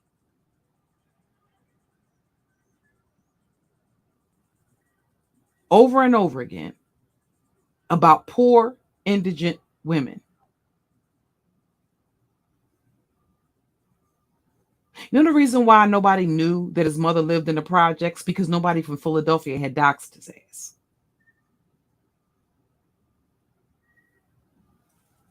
That's why nobody knew his mother lives 30% below the poverty line. So let me get this right again. He's making $100,000 a year, but his mother lives 30% below the poverty line. But he's up here speaking disparagingly about women that live in subsidized housing, or women that have to, or women that are getting some sort of government benefits.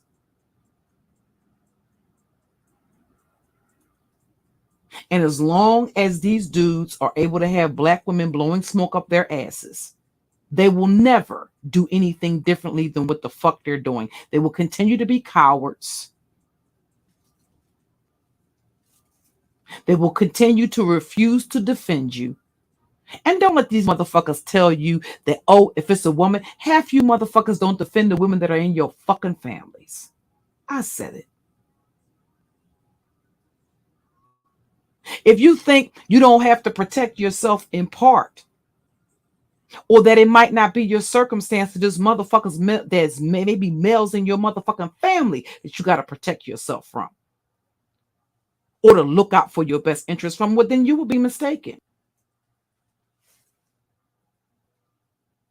And that's just the fact of the matter.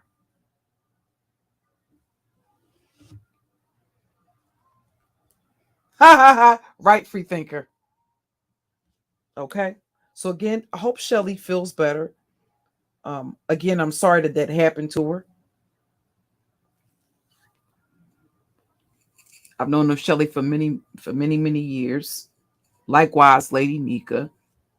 You know, Spill It Boy, aka Mother.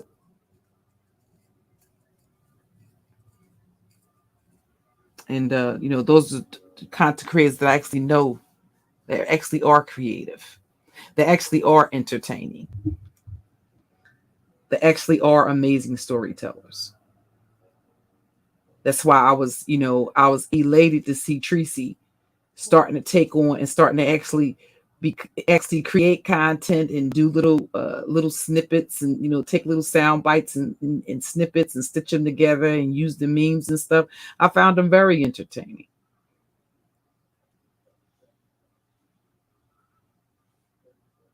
So I'm going to get ready to go, guys. You enjoy the rest of your morning. Again, I'm paying absolutely no mind to that bitch over there shaking the table. I'm giving her what she wanted. I'm giving her what she asked for.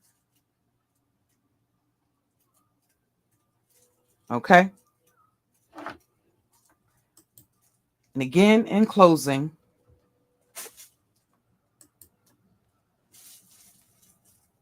little, ugly, pathetic, sorry excuse for a woman.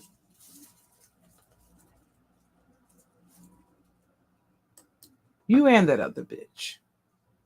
No. What is working?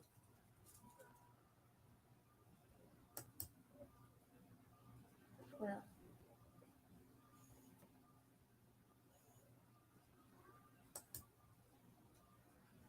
Tick tock, tick tock, tick tock.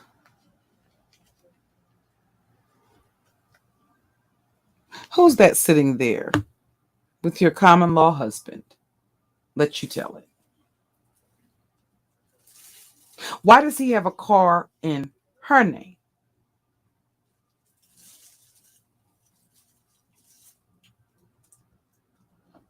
Do tell.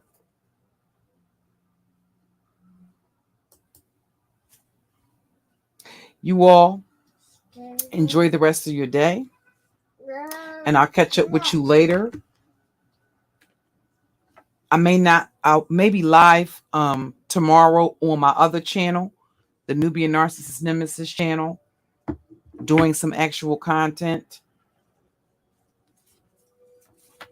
The Monster of Montmartre is going to be my next story. Okay. I may do 2 stories. So I'd love to have you come through for that. Okay. And I'll catch up with you guys later. Peace.